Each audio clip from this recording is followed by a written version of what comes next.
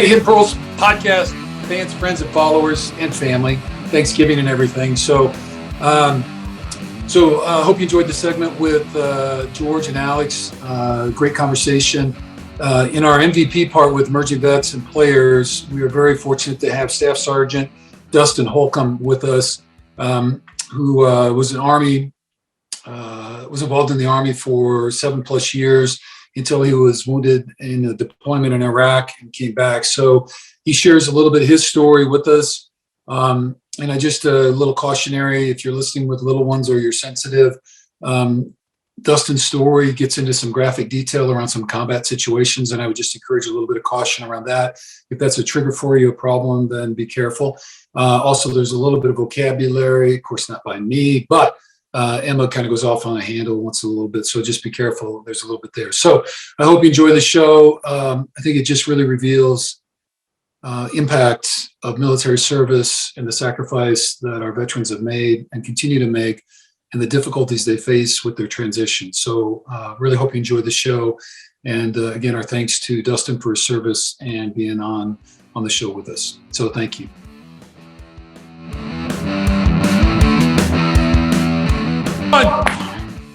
George, okay. Action! All right, everyone. Good evening. So the Niners have returned home after a big trip to Florida, bringing home a 30-10 victory over the Jags. Felt good. On Sunday, we host the 5-5 Vikings, fresh off a big win over the Packers. Our player guest this week is a seasoned veteran, but new to the Niners this year, Alex Mack. So grateful to have you here. So big warm welcome to the Hidden Pros podcast. Yeah, thanks for having me on. Cool. Alex, thanks for being here. Let's go, Alex. All right. Wow. Is it my turn now? This would be your moment. This is your moment, My George. moment, Alex. My time to Talk shine. about me. I'm terrible at talking about myself. Talk about you. Talk about me. Come on, baby. Right in here. All right. Alex Mack's bio. He was born in the LA area. Wow. Oh, no. You don't have the new one. You don't missed have that. it. That's one edit he made. I didn't get it to you. Fairbanks, Alaska. Fairbanks, Alaska. Why does it say LA, Los Angeles, California? Because that's what's all over the internet. Because you Why can't don't- post on Wikipedia.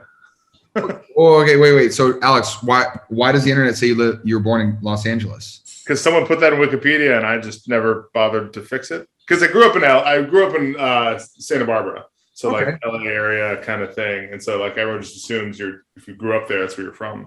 But like, when I was 2 years old, my family moved from Fairbanks to Reno, Nevada. And then when I was like 4 or something, we moved to Santa Barbara. Okay, so thank you for setting me up for failure, guys. But we take coach on the sideline and we got to apply it to the game right then and there. So from Fairbanks, Alaska to Reno, Nevada, all the way to LA, just like my copy of the bio says. Thank you so much for that, guys. All right, we can fast forward a little bit to high school. You're named the Channel League, or is it Chanel or Channel League? Channel League, most valuable player. Very fancy high school. Very fancy Chanel High School. Claire says that's where she graduated from. Chanel, baby. Let's see. You earned a first-team All-League selection on defense, and in addition to football, you wrestled for 4 years with the Royals. You only lost 2 matches. No, my senior year. I lost a lot when when I was younger. That's pretty impressive. As you get better, you lose less. It's fun that way. Yeah, I like that. You went to the University of Cal, the Golden Bears, the Fighting Bosas, and you earned 3-time first-team All-Conference. Wow, that's pretty impressive, my guy. Good for you. Oh, my goodness gracious. You're drafted by the Browns with the 21st overall pick in the 2009 draft. Now you're in your 12th year of the NFL. 13. Sorry. 13, actually, George. Sorry, man. Wow, you are crushing me. It's all me. We made the edits, but then you didn't get on right away. We didn't have time to correct. Sorry, that I forgot. No, that's totally fine. I appreciate Right. it. We'll just have to start this whole thing over, I guess. Just kidding. I played for the Browns for quite a while, through 15. Then you were with the Falcons, and now you're with the Niners on a 3-year deal. Nice. We're happy to have you here. You're a 3-time second-team All-Pro and a 6-time Pro Bowler. Whoo! You're named the All-Decade team in 2010. It's a long I played. Wow. That's a lot of accolades, my guy. Congratulations. Thank you. Much deserved. Wow. And we have Alex Mack here on the podcast tonight. Through a little bit of errors, but hey, it's okay. You got to make mistakes to get better, I guess. We'll watch the tape. Well, sometimes that defense doesn't line up exactly where you practice, so you got to be able to roll. Doesn't get a lot of weird looks out here in the podcasting I know, world. man. A lot of different Well, stuff. let's jump into Santa Barbara. Played football and wrestled. I don't know a ton of other people who have done that. So tell us about your wrestling career. Wrestling was fun. It wasn't fun to start because like you're terrible and you don't know what you're doing and you just get like beat up on.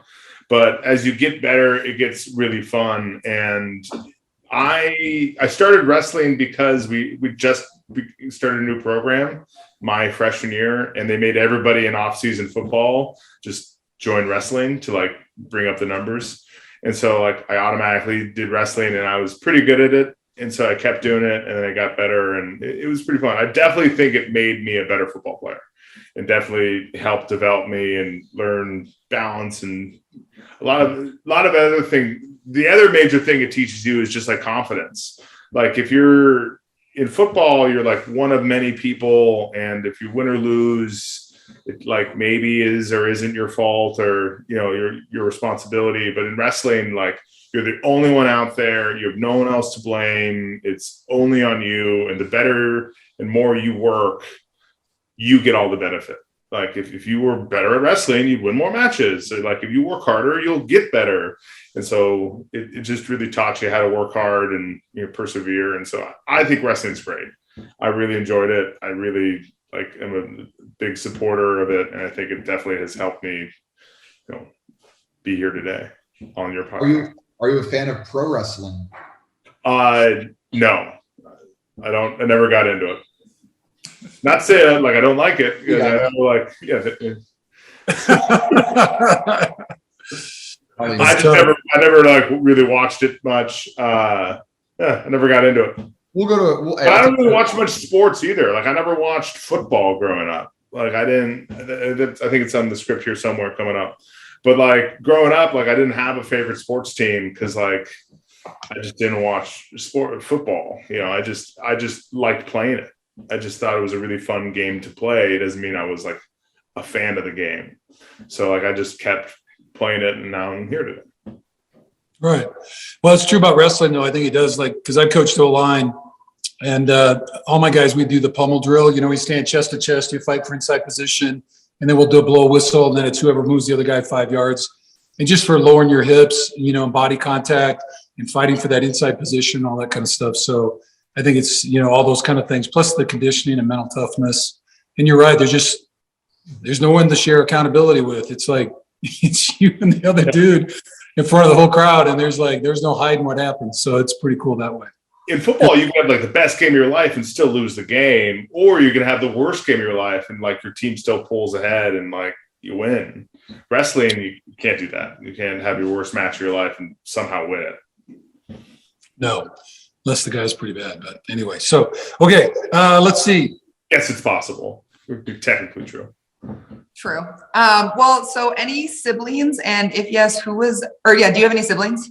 I have two older sisters. So which one of you is the toughest? I would say that goes to me. I think There we go. People don't usually say that. I don't think we've had anybody say themselves. I like it. Alex Mack. Let's go. I love Yeah, it. baby. I think that like who do you have on your show? They're all football players, right? Yeah, I know. Who's the toughest one? I know. They all say their older brother or somebody else. Or their mom. Yeah. That's pretty funny. No, Okay. I'll be the toughest one. Okay. Alex That's terrible on this podcast. Big-headed. No, you're wrong. I'm born in Fairbanks. Alex is in full control of the show. I love it. I like it. I'm here for it. Okay. Okay, so what was the hardest or best lesson that your family taught you growing up? I think the best lesson I learned was that, like, I don't know how to concisely put this, but just in terms of what do you want to do in life, and your effort and what you put into it is going to put you there. If you are happy to, like, you know, be a janitor, like, you don't have to be good at school. You don't, I mean, I don't make fun of janitors, but if you want to like work at McDonald's for the rest of your life, like you don't have to try hard in school. You don't have to do anything. But if you want to have like everything you want in life, you got to put the work in and like go out and do it and study in school and wake up on time and do stuff. And just always had a really good work ethic.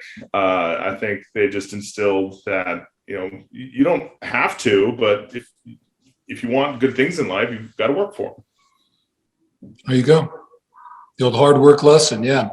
And hopefully there's a connection between that hard work effort, your focus, all that kind of stuff, and, you know, kind of what you end up producing and getting to. So, yeah, no doubt. Okay, well, good deal. All right, let's see. Then you ended up with the Cal Bears. And now I don't know if this is accurate or not, but it said the choice came down between Cal, Stanford, and Northwestern. Yeah, it kind of came down to that. Stanford didn't really want me. And that makes it hard for it to be really a choice. I know I wanted to go to Stanford. I liked California, but Santa Barbara is not a football powerhouse area. So like my options were small. My recruitment was very low. And so it was the only reason Cal recruited me was because I went to their like football camp and they liked the look of me and they'd never heard of me before. And they offered me at this like full contact camp. Right. And Stanford didn't give me the time of day. And then really late UCLA offered me for D-line. But by then I committed to Cal and I wasn't sure I would be any good at football. You know, like I'm not a big recruit. I was like a 2-star or something. And so it was, all right, like if I'm terrible at football or this isn't fun or I'm not good enough to play in college, I can get into Cal and then because it's a state school, I can afford to like go here and, you know, thank you very much. Sorry, football didn't work out, but it turned out I was good enough at football. And I guess so. Yeah. Okay. But it really was about like, all right, football. I love football. I would love to play, but maybe like you never know if it's for you or not. And so I chose Cal because it was the best academic school I could go to. Right. And so I knew that was going to set me up for the rest of my life. And that was the driving force behind it. Because you watch shows like, Last Chance U, and they're like convinced they're going to make the NFL. And that's a really long shot to put all your eggs into that basket. You know, it's so hard and it's so difficult to make it. Like you should really be focusing on school. And you want to like, you want kids to know that, you know, like you don't want to like, not to like crush your dreams, but, you know, have a very solid backup plan and be good at school. Cause you can be good at both. You don't have to choose one or the other. You could be a great football player and still study hard and do the right things. Yeah. You could do that. You could, because you actually came out of high school with a 4.2 GPA, scored over 1,100 on the SAT, and we're rocking it. So that's, you know, the real testament, 2-sport player and all that kind of stuff. So, and then obviously when you were at Cal, you graduated a 3.61, I believe it said, with legal studies. I don't know if you're going to be a lawyer. Was that the plan? You're going to go to law? That was like if football didn't work out, that would maybe a career path I would have taken. I never know what you want to do when you're, you know, 18 years old. Exactly. Major. It's so tough. I thought if I could leave college with a better understanding of how society works, the law and the legal system, that would be useful somehow. And then I can go on and go to business school or go to law school or, you know, find a job in something else. Right. That was the plan. Well, it seems like it worked out. And you won the Draddy Trophy. Am I right on that? Am I getting that right? Okay, which is considered now called the Campbell Trophy. Okay, that's what okay. That I've heard of. I hadn't heard of the Draddy. Okay, so that's a pretty big deal. So very, very, very nice. Congratulations on that. Okay, so tell us at least one great thing or one of your favorite things about attending Cal and being a Golden Bear. I mean, one thing is tough to do. I mean, the coolest part, I remember when I decided to go to Cal, I had just left like a football practice and I was walking from the stadium over to like the dorms I had to stay in, and it was like a bright, beautiful summer sunny day. You could see all of the Bay Area. There was the Golden Gate Bridge. There was Alcatraz. You could see all of Berkeley in front of you. And I was like, this place is amazing. And like Cal's campus is these big Greek architecture buildings, and it looks like really smart things are going on in there. And I'm pretty sure they are. But it's just this really impressive experience. It's like, this place is cool. Like, I want to, like, this is going to be hard to top. So that was like my first real memory of Cal and being like, this is neat. And then when I went to Cal, my favorite class was physics for future presidents. It was all the physics a future world leader would need to know. And so you could, it was all like the principles of how the world works without any of the math to bore you down and slow you down. So it was just really fun to have this like really smart teacher just tell you, this is how the world works. This is how this happens. This is what's important. And it was an incredible class. And I loved every minute of it. How difficult was the class for like someone just accidentally taking it? I would say it was tough. Like, you just had to like pay attention and kind of listen. Like, it wasn't hard. Like, I did all the reading because I just found it so fascinating though. So I really like just enjoyed going to class. But I think his job there wasn't to like catch people and make sure they weed them out of physics. It was to get people entertained and, you know, into it. So I think he could give everyone an A. He was happy to do that if everyone learned. And George, your favorite and then your hardest class at Iowa. My favorite class? I had a minor in entrepreneurship, and I thought that I had a really awesome teacher named Bob Walker. He was awesome. He taught me like I think we had to take 6 or 8 classes for the minor, and 5 of my 6 classes I got him. And it was like me and like 3 or 4 other football guys, and he would have us over for dinner and stuff every once in a while. Super cool guy. But I just like entrepreneurship because like it just, whether it's other than finance, that was not a big fan of that one. That was a difficult class for me. But all his other classes, like they applied, and like I was like, wow, I'm actually learning something. Like I built a business plan for a restaurant in Iowa City, stuff like that. I really enjoyed that. Hardest class, other than I found a loophole when I transferred high schools a couple of times, and my last math class that I took was my junior year, and I didn't have to take of high school, so I didn't have to take another math class after that. I kind of like snuck through something, and so like when I got to do finance, like my redshirt junior year, I was like, oh my gosh, I don't know how to multiply Numbers. Yeah, like numbers. Whoopsie. But that was a difficult class for me. But other than that, no, the entrepreneurship class was fun. I was a comm major. I can. You need me to write you like a B+ paper or B paper? I can knock that out in a little bit. Yeah, you can. I got a good backup story behind that one about math. So my hardest class at Cal was freshman year to calculus, and like went into the final with like a B+, like pretty good understanding. I was good at math. And then at the final, you know, when you take a test, like good test taking practices, if you don't know the answer, you like skip that one and like go on and then later come back into the other question. So like looked at the question and didn't know how to solve that one. So go to the next one. And I flipped through the whole book. I didn't know how to answer a single question on the phone. And I was like, what do I do now? You know, like, What do I do? You know, like they're not giving me the right answer. Like they need to give me more stuff than these questions are asking. Like this isn't possible. And so I went from like a B+ to like a C- or something because it just tanked the final. And that's when I gave up on being a business major. So that's when legal studies became a more. Did you get any of the questions on the test? I showed credit, like work, but you know how you usually like to solve for X, you need like, or to solve for Y, they give you like A and B, and you solve that and use X and whatever your normal stuff. Well, they didn't give you A and B. They gave you like C, D, and F, and you had to use F to find E, and E and D combined to make. You know, it was all this crazy, others like higher level than you would have needed. And it was. I think we should file a formal complaint. I'm outraged. Yeah. This is tough. Well, I don't feel too bad for you. I was a business major, and so had to finish statistics and all that other BS. But anyway, Did you meet Rachel at Cal? I did. She played tennis at Cal. Can we get the love story, please? I mean, we can get into it. Yeah. Yeah. that's what our listeners really want to know. I love these. She entered a dark and dingy bar, and I saw her from across the bar, and she was gorgeous. And then her boyfriend followed her in after that.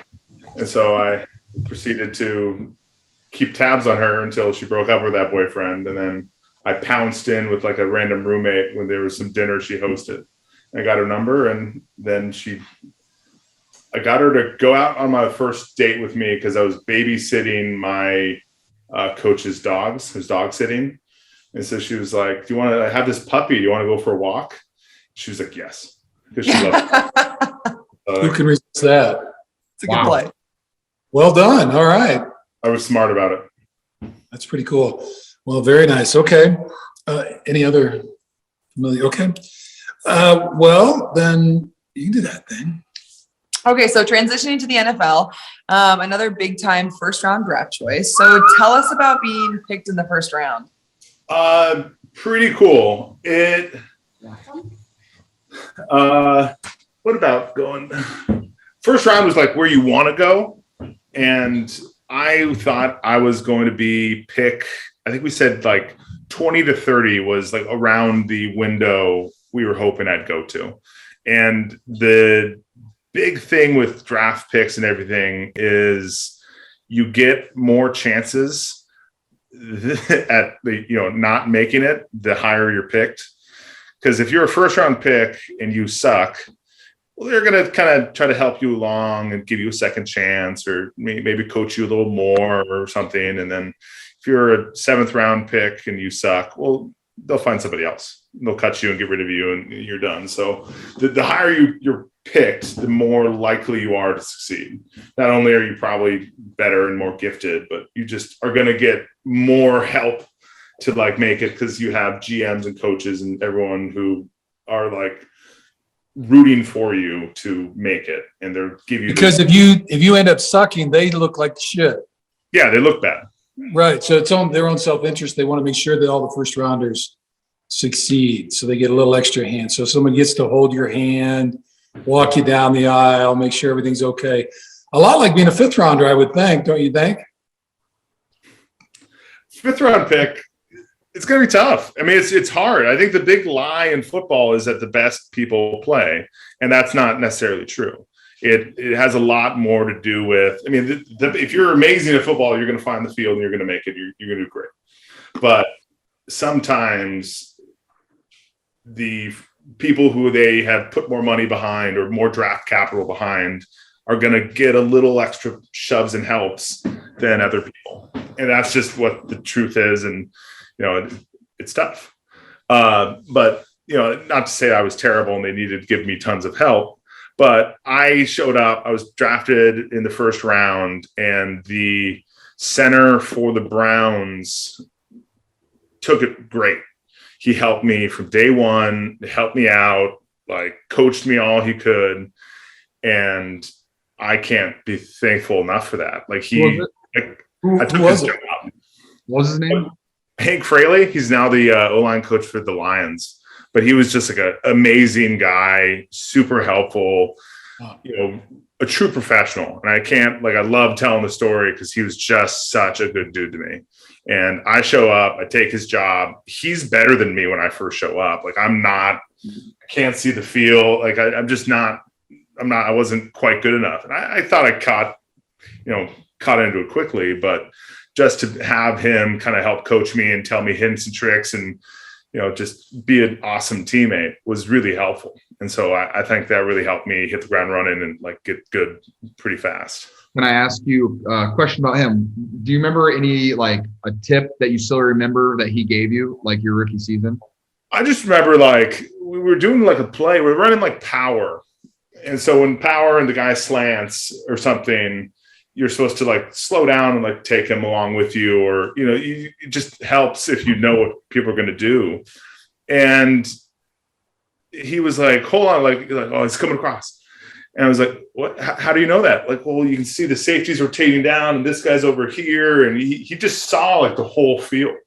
He knew like he'd be up there in his stance, and instead of just like looking at the, you know, the one person who's blocking, he would see their safeties rotating over and this guy moving and different levels of the linebackers. He just played football for a long time and knew what was going to happen. And I was like, oh yeah, this is happening. Oh, over there. You know, and it was like, oh wow, this guy sees everything. And so you just knew that, like, all right, that's what it takes. You have to, you know, I need to try to see everything now. That's really cool. That is really cool. You know, that's one thing though, Alex, that we've, I think, consistently heard. We kind of talked, because that story about the transition, for some people, it's harder and longer and more difficult. You know, we've had people who are free agents and low round drafts and all that. And it's people have been cut, they're back working construction and all that kind of stuff. But invariably, every single person is talked about. There's one other person in that locker room, at least, who, when they got in, you know, helped them survive that first year or two. And that's a pretty important trait. So that's pretty cool. Well, hats off to him. That's a great thing. He calls it a life. Someone threw you a life vest, like your rookie season, just because, yeah, you're drowning. You have no idea of expectations, anything that goes into it. You're just like, I'm just playing football. There's a lot more that goes into it, but you don't even understand that at all. Sorry. And then you like, I remember thinking that I'd have like a ton of free time. Like I didn't have school anymore. I didn't have to do like homework and study. I was like, oh, I'm going to have so much free time. I'm going to have all this time for like hobbies and stuff now that I'm, you know, in the NFL. And like, no, like I am fully busy doing football all day long, every day. Like there is no free time. It is constantly doing football stuff. The game gets just way more complex than it was in college. Well, and what was the most difficult lesson in the transition from college to the NFL? I mean, just like another great story I love telling is just in college, you played against one guy all year long that was really good. He would be the really good, talented D lineman or whatever, and he would be the guy you highlight. And the next year, that guy would be gone. He'd leave and he'd go to the NFL, and then you play, you know, keep playing football and, you know, whatever. And in the NFL, every single person on the team is that one guy. You know, like everybody is that incredible player, and they could be backups, and they're just the level of talent is just goes so much higher. And then you have like, so I played in Cleveland my first couple of years. We had like Haloti Ngata twice a year, right, when he was in Baltimore. And like he just stayed around there. So for like 6 years, we played this guy twice a year, and that's like a lot of games against someone who's really, really talented. It's just really tough to like. There's just no escape. Like you just have to like play all these really tough guys, and everyone's really talented, and everyone's a professional, and it's like everyone's livelihood. And it's just the level of skill and talent, importance, and complexity at the NFL level is just really, really high. Yeah, and the effort, because people are trying to make a living doing it. So everybody's trying very hard. Like in college, like not everyone's trying, because like everyone's just, hey, I'm playing football. Like it's just like the mindset just, I feel like it's totally different. And then yeah, once you said it, like once you get to the NFL, everybody's trying to be great. Well, most people are. Yeah. Most people are trying to be really good. And so they try really hard. It's just, and if you're not giving great effort, like somebody else will. And so that guy's going to be gone, and he'll be replaced by somebody who will give great effort. And then you got to deal with that person. Right. Okay, well, cool. Well, then one of the things that you're noted for, that you've done a pretty good job, and obviously, and I think both the conversation that we just had about how complex and all the time that's involved, I think that's a really hard thing for people who aren't in the game to really understand. And then I think the other thing that I think people don't get is that by this time of year, 10 games in, everybody's injured somehow. You know what I mean? Everybody's hurting. Your bodies can't go through that kind of level of contact and, you know, physical violence. So, but I'm going to go back to a couple things in your career, which kind of tag that, because if you don't have, as an NFL player, the ability to play with pain as opposed to injury, and I know that's a fine line on some occasions, you're not going to make it very long because it's just the nature of the game. So if we go back to 2011 in week 5, rumor has it that you played through an appendicitis during a loss to the Titans. Then you had an emergency appendectomy during your bye week. And then you came back and started against the Oakland Raiders the week after the bye week after having that surgery. Is that a true story? That's true. What the hell, dog? We would not have, if we knew we had appendicitis, we would not have played that first game. We didn't know it was appendicitis. I just had didn't feel good. I had a fever, and I wasn't I thought I just had the stomach flu or something. Okay. And I play the game, not feeling great. Wake up the next day, still don't feel good. Now it's been 36 hours since I've eaten, which is rare. And I'm just not hungry. And just feeling terrible. And then the doctors were like, all right, well, let's just make sure it's not the worst thing. We've tested for this, but we'll just really make it. So they sent me over to get a CAT scan of my appendix. And, 30 minutes later, after I drank the terrible fluid and, you got to wait around. They're like, well, we're going to the hospital right now. And you're going to have your appendix out. And then, they did it in such a way that I could play in a week's time or whatever without any risk of injury. It just hurt. I was like, all right, well, I want to help my team. So I just play through it. Yeah, being able to play with pain. So, okay, then. I need to toot my own. Oh, you're going to. Okay. No, go ahead. Oh, just to toot. I also played in the Super Bowl with the broken leg. Oh, we're getting there. That's in the script. But come on, baby. Come on. Tell us the story. Well, maybe that was different. So then in 2014, I think, against the Pittsburgh Steelers, ended up with a broken fibula, which you end up losing the rest of the 2014 series. And I guess the point for that one is prior to that injury, you had never missed a single snap in your entire professional career between 2009 and 2014. Is that a true story? I'm pretty sure. There might have been a game, rare that the Browns ever were winning a bunch, so I don't think it happened. But you were you're blowing a team out and you get benched just to rest. But I don't think that happened before that time. Right. So, but I mean, with any meaningful snap, you played every single snap for those years. That's an amazing kind of credit to you because, again, I think what people don't understand is being able to play with that because no matter what, you get your foot stepped on, an ankle tweak, elbows hurt, all those different wrist pains, shoulders, just all the stuff that happens. And so being able to put that together, that's really something. Okay, then, so let's follow up. Tell us the Super Bowl story then. Wait on this. Before we get to that. Yeah. Leading into that, before I ever met Alex Mack, I've heard about Alex Mack for years because one of Coach Shanahan's favorite stories that he shares with the team every single year is a Super Bowl story about how Mack played with a broken leg. And so it always made me appreciate. I heard that story my rookie season because someone had a minor injury and he was like, look, he goes, I had a guy that played Super Bowl with a broken leg. And we were like, oh, wow. So he started sharing the story with us. But when I heard that, I was like, oh, I mean, that's some gritty shit.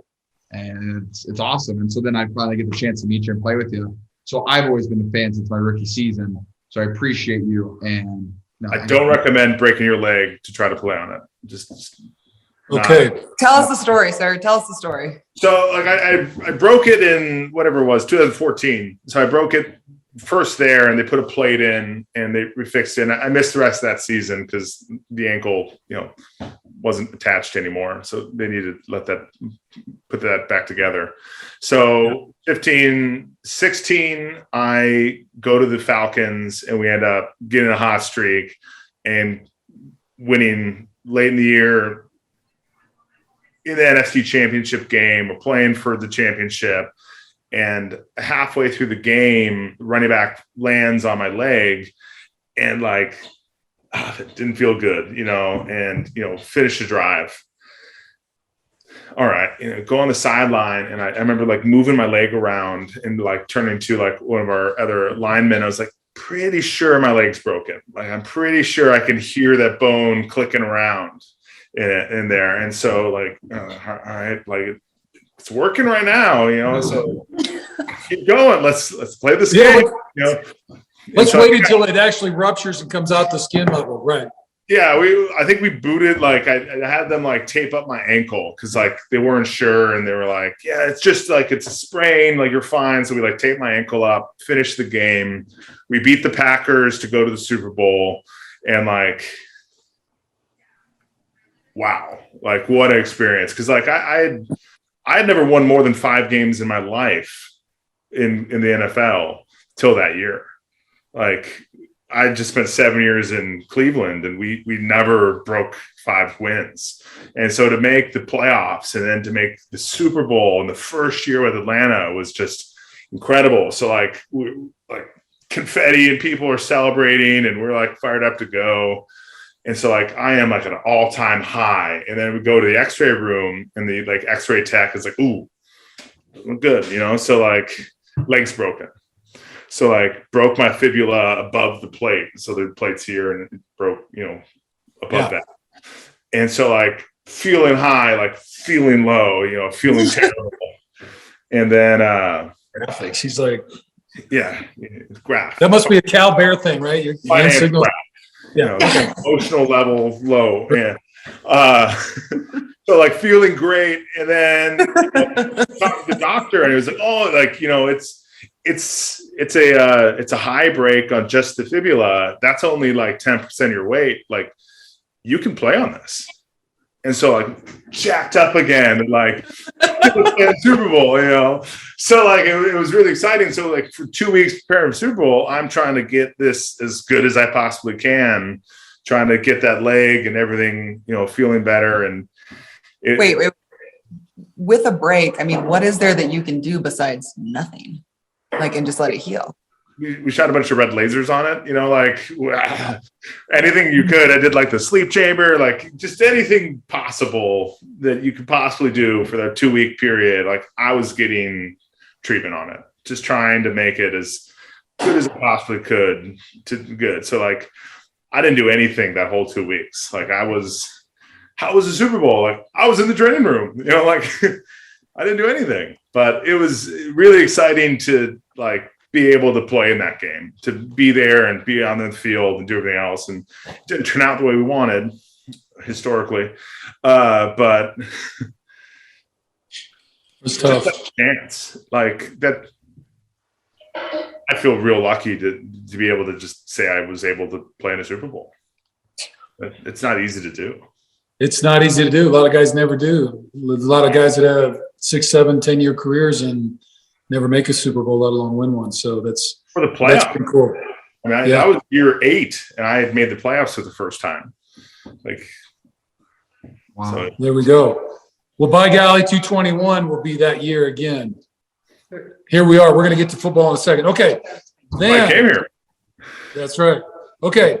So here's what, just kind of recapping, and you've kind of offered, so I don't want to go too much, but so going into the 13th season, or this is, just kind of curious, like as you step back, because we talked about some of the lessons you learned in the transition year, but like, what are some of the biggest lessons over these 13 years about kind of surviving in the NFL? And I think one of the things, just being around George and this whole thing, is the transition from season to season about how much a team, the personnel on the roster changes over, and good friends come and go and that kind of thing, and critical members of the team and all that kind of stuff. And then, and you've been through, now this is your 3rd team.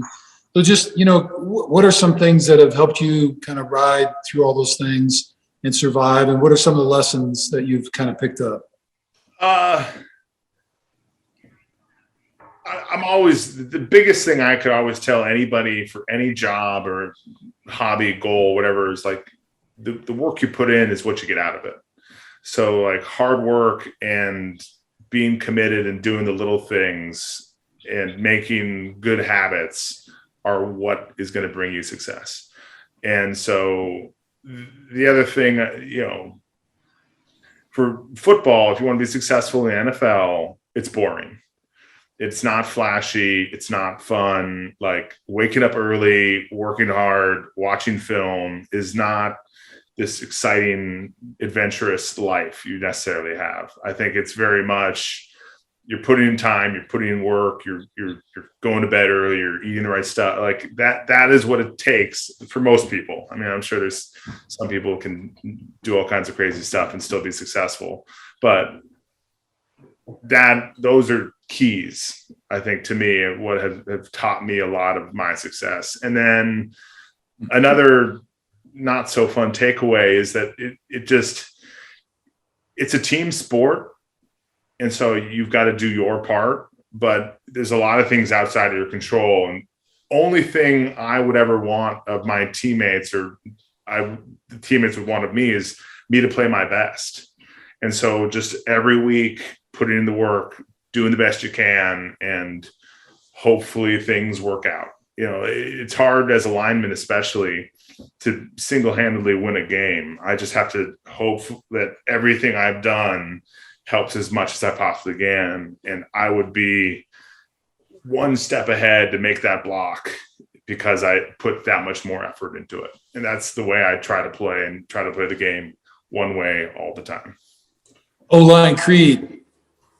Like, just, you know, it's as important as your first and second step and your hand placement and your hat placement and communication, all those kind of tiny little things, but which is, I know, common to a lot of positions as well. So, okay. And then how about just, you know, you've dealt with, I don't know how many agents you have. I don't know who your agent is. And there's so many other things that circle football, but like, what are maybe some life or people lessons that you've taken away?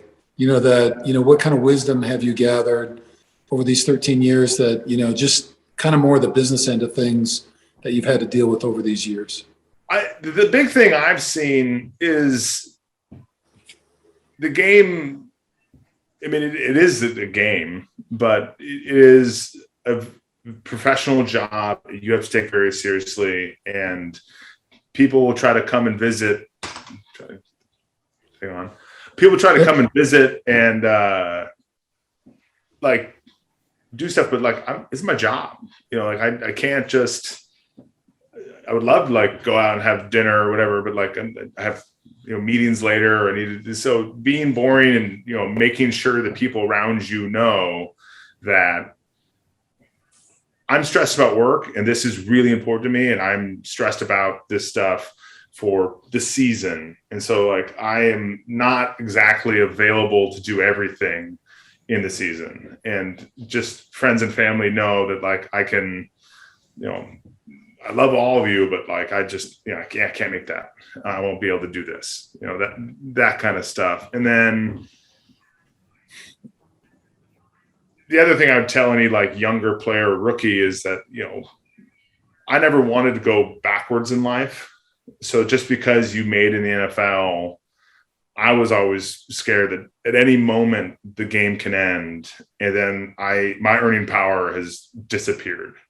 So like, I'm going to, like, people think you have all this money and you can spend it and do whatever, but like, listen, like I'm scared, you know, like, I don't know how long this is going to last. I don't know if this like is going to be my last play or my last moment. So I'm not going to be throwing money around like crazy, because every dollar I spend when I was a young player specifically is that money I can't invest and help grow and do stuff. And so like, I never did anything. Like, so I now own a couple nice watches because like, that's something I thought would be a really cool thing to own. But like, I figured out what like a Rolex watch costs when I was a rookie. I was like, I can't spend that. Like, that's outrageous. There's no way I'm going to spend that money. And so like, I waited till I was 30 years old. And by year 7 or whatever it was, I then got myself a nice watch. Because at that time I thought like, all right, I can now afford to do this. If I don't play another day of football, I'm not selling this watch, kind of thing. Right. This is just, okay.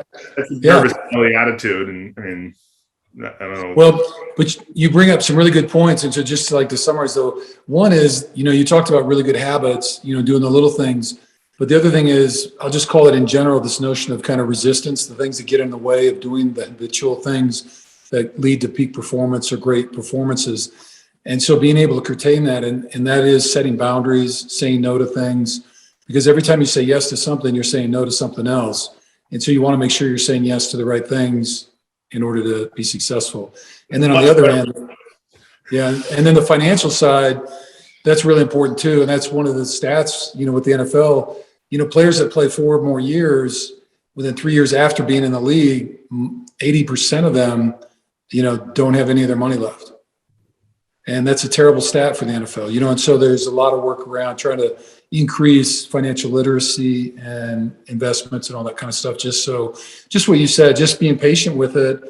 I think people really underestimate the value of, just interest bearing accounts, in the stock market and the value that it can do. So letting that happen and making sure you're taking care of yourself for the long term and not just going for the immediate gratification piece. So that's pretty cool. So, George, do you have you what just lessons in regards to that, like any lessons, off the field that the NFL has taught you? Mr. Year 5?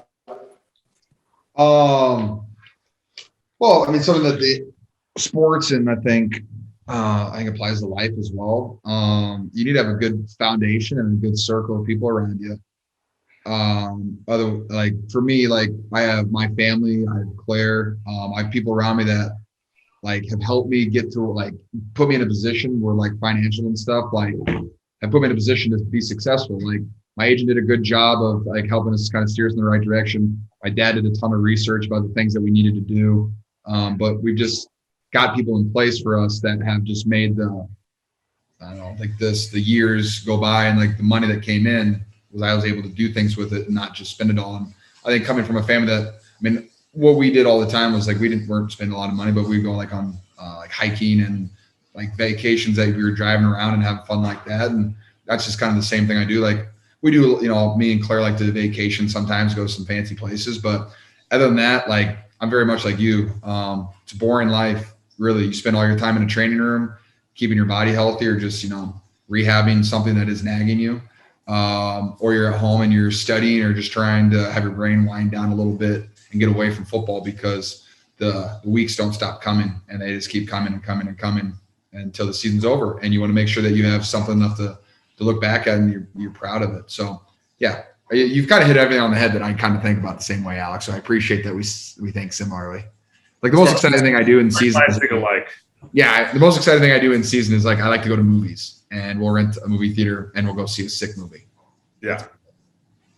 He is an offensive lineman, so it's all good. Okay, Alex, and just real quick, we don't want to spend too much time because we're going to kind of get into the rest and get you going. So I appreciate you've been great. So thank you for sharing all that. So we run something, part of our little business is called Mindful Awareness of Performance, and we work with athletes on kind of just their mental prep for games and all that kind of stuff. And it's kind of a meditation, mindfulness approach. But I'm just wondering because with 13 years in, obviously the mental game is really important. Not just understanding the X's and O's and seeing the safety rotate and all that kind of stuff, but, game prep and your confidence and all that kind of stuff. So just wondering, over the years, do you have stuff? So, some of the things we work with are meditation, visualization, affirmations, all kinds of, there's all these, things about trying to help develop those habits that you're talking about, but also getting your mind right. If you have a bad play, one of the things I talk with offensive linemen about, you give up a sack, you can't let that last play impact the next one. Because if it's, so let's say it's 2nd and 10 and you're throwing the ball and you give up a sack, now it's 3rd and 15, you've got to be able to still block that 3 technique or that nose guard or whatever. And so how do you flush that play or any of that kind of stuff? So are there any kind of mental prep kind of things that you do that have helped you stay on course that you feel are really important? I think something that's really important that I don't see enough of is people taking notes. Sounds boring. I think you should really be writing things down. And I'm a visual learner kind of person, so I know how I absorb information. I see much better when I write it down and I can see it on the page. I retain information a lot better. So I know if someone says something important, I write it down. And so I'm writing stuff down all week long. I'm taking a lot of notes and I watch practice and film and, writing stuff down. I write down, questions I want to ask. I write down all the notes from the week. I edit those notes when things change.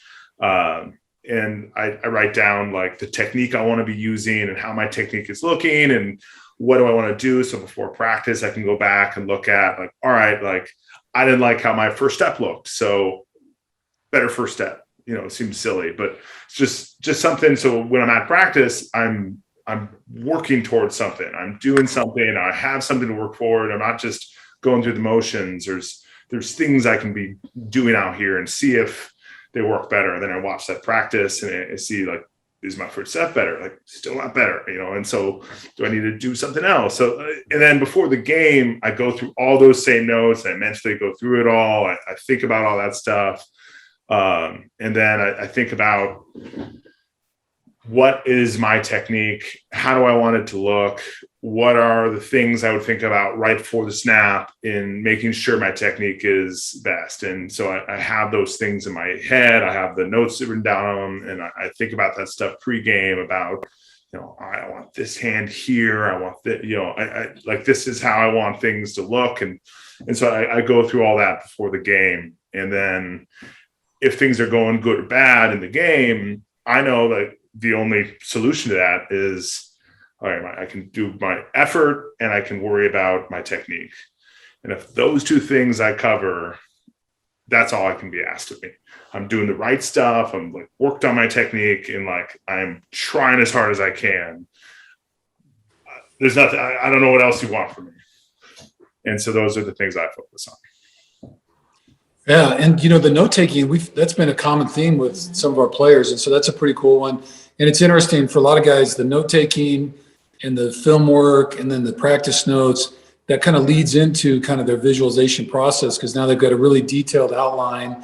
They review those notes. And then, like you said, you're kind of seeing and thinking about exactly how you want that play to look versus different fronts, how the combo is going to be, where you're going to pass it off, how you get to the linebacker and all that kind of stuff. So a little bit of visualization within that piece too. So, well, and I have a question. So, I mean, you're 13, like talk to me a little bit about recovery and taking care of your body. Like, are there any sort of like specific things or treatments that you've done that have made the biggest difference, or things that you would recommend people getting into like now? I mean, for my body, I get a lot of massage now. So I get massage twice a week, and that helps my body, stay loose, feel good. I think it helps prevent injuries, like gets refreshed. And so that's something that's really important to me. And, sorry, can't go to dinner, I have a massage, that kind of stuff goes on. And then I have like Normatex and like a Game Ready just to ice stuff down and try to flush and get things feeling right. Those are the really big ones for body wise. And then just, 9 o'clock rolls around, it's generally bedtime.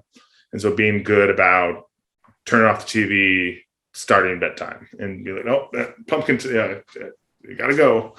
And so just being disciplined about, that kind of stuff. And so if you're getting your sleep, if your body feels right, drinking water. I'm a lineman, so I don't have to worry about too much about my diet. I just need to, stay big. So. Alex, do you have like an alarm? Like what time do you get ready for bed? What time do you try to be asleep? Like Tuesday night, we were up at rehab starts at 6:45 tomorrow. What time are you trying to like wake up tomorrow? I try to get 8 hours of sleep. I usually work backwards. So I want 8 hours of sleep. So I'm waking up at 6. So I need to go and be asleep by 10. I think that's how the math works. How do you do because my routine, just since I've been with Claire, like we've had to tweak it and alter it because, married.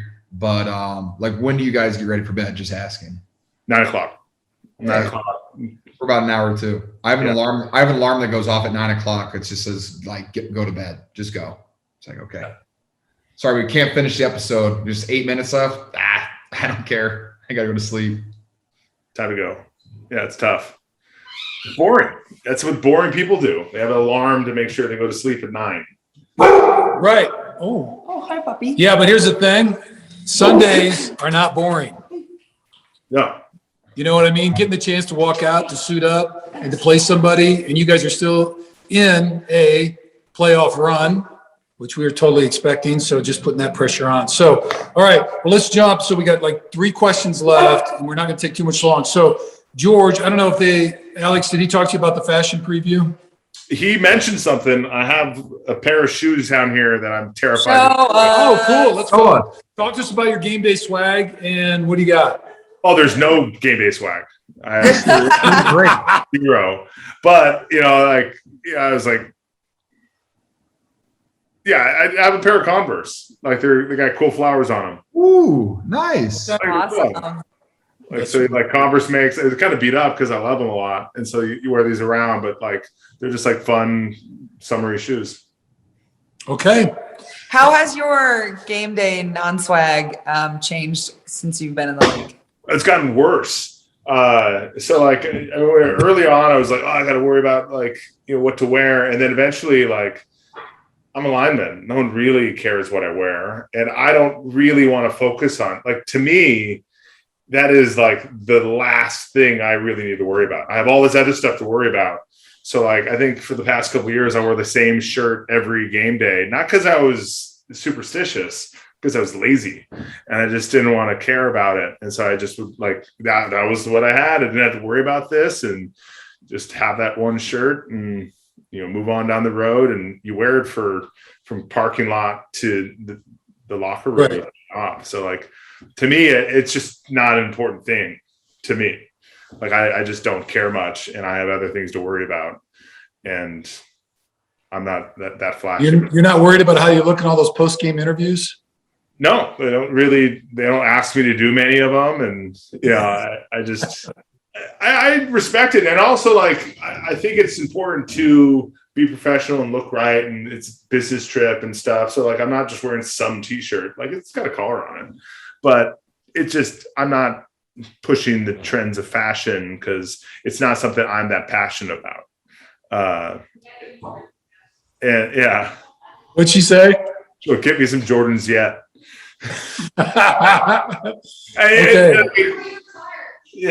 But it's just not what tickles me, and so I can appreciate other guys doing that, but it's just I'm worried about other stuff most of the time. It's probably not what your segment of swag wants to hear on this show. No, this is pretty similar to all the linemen. Yeah, we've heard. Yeah, our O and D line, not all the D linemen, but it's pretty common. Georgie, what about you? What do we got this week, George? Two things, Alex. Well, actually, maybe just one. What shoe size are you? 15. 15s, and then do you have any idea how many offensive linemen you have in the room? I think we're at 13, maybe 14 right now. I'll ask. Okay, but these I like wearing dunks, Alex. Oh, pinkies up, brother. Oh, pinky up. These are the dunks that I'm wearing. I've been wearing. Big fan of them. I think they released them they released a while ago. But they're the De La Souls. Big fan of them. I'm kind of on the front. Nice little detail right there. I like all the multi-colors. I thought they were kind of like Teenage Mutant Ninja Turtle shoes is kind of how I saw them. I see that. Yeah, but I'm a big fan of these. I just like the dunks because they're low. I don't have to have any effort to put them on. They just slide right in, and I don't have to tie my shoes. And they look really cool. So I'm a huge fan of these. These are beat up. And the other thing I have a hard time with, I don't want to take care of my shoes, as you can see. Just wear them to wear them. Wear your sneakers, man. I just beat them up. And then I feel bad if I have a really nice pair of shoes. I'd be careful with my feet. I'm not used to doing that. Huh. Okay, that's an impressive swag. Okay, I'm just going to read a couple things, not much about the game this week. We'll talk a little football. You guys can say nothing if you don't want. Niners 5-5 beat Jags last week 30-10. Vikings 5-5 beat the Packers 34-31 on a last-second field goal. They are jacked up and making a run. Jags was a great win. I know you guys have talked about it. We're 500, even at 5-5 with 7 games to go, in the driver's seat with their own destiny. So it's all good to go. So 10 wins and we're in for sure. All right, Vikings history. Okay, teams have played 48 times, 6 times in the postseason. You Viking fans that might be listening, if you remember the last time, 2019 with a butt-kicking whooping. Anyway, Niners lead the series 24-23 with 1 tie. Interesting. Niners have won 4 of the last 6, and that last one was the beatdown in Levi's in 2019. We welcomed them back. for another version of Outside Zone and Zorro. Anyway, okay. So just offering, I know you guys haven't done much since Tuesday, so a lot of the pregame stuff and your prep and all that stuff. So anything on the Vikings you want to share or report on, or thoughts on the game? Not yet. Yeah, I know. Super early. Yeah, it's going to be a big matchup just in terms of like two teams in the hunt. And it's going to be tough. All these games are going to be tough, and all these games are important. And they're in this league, no matter who they are, if you don't show up, they're gonna beat you. So you have to be ready to go. And so I think it's going to be a big week. I think it's nice that we get a little extra time to rest. Like last week, we came off a short week. So I think having today just to like not be practicing was nice. So we can hit the ground running tomorrow and hopefully keep the fire high. Yeah. Very cool. Georgie, any thoughts? Well, they played in one of my favorite looks. They use 6 techniques as defensive ends with no outside linebackers outside of them, which to me is everything you ever want in the run game. So I'm excited to see if they actually stay in it like they did in the playoffs, or if they're going to switch something up and come out in a different front or try to surprise us. Because I think you're crazy if you try to play us with that type of defense. I think our edges are way too good at blocking. I would just never tell a team that. George, edit this out. Got that. But well, it doesn't get posted till Yeah, it doesn't get posted till Saturday afternoon, so I don't know. Oh, okay. Yeah, that's fair. Yeah. I know, So but we'll see. if you watch the tape, man, if they come out like that, they come out a 55 front. I don't really. I see Trent Williams is way too good. He makes everything so easy, so he makes me very confident in what we do. Yeah. Well, good. Well, I mean, if the Jags is any indication, last 2 games, you had great opening drives, taking 12, 13 minutes off getting points, defense rested. I was looking at Nicky Bosa. I hope he wasn't too tired. He had 35 plays in the entire game. He played 3 plays in the first quarter of the Jags. So that's a beautiful thing for that defense. So it's all of them. It's unbelievably the complimentary football you guys are in right now. The last 2 weeks is just you can just feel kind of the Zen balance of the whole thing. So it's all good. Okay, Alex, real quick, what were your thoughts on that? Because it was 22 plays, 2 of them didn't count because of penalties. But like, how exhausted were you? I was tired. I was tired till like the third quarter. Like, thank you, dude. I was on the oxygen tank the entire first half.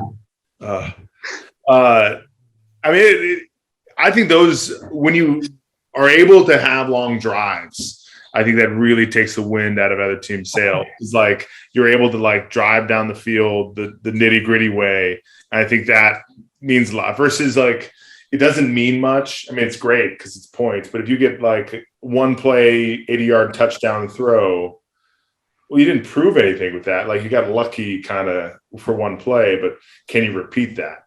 And to be able to have like 2 big long drives definitely took a lot of wind out of their sails, I think.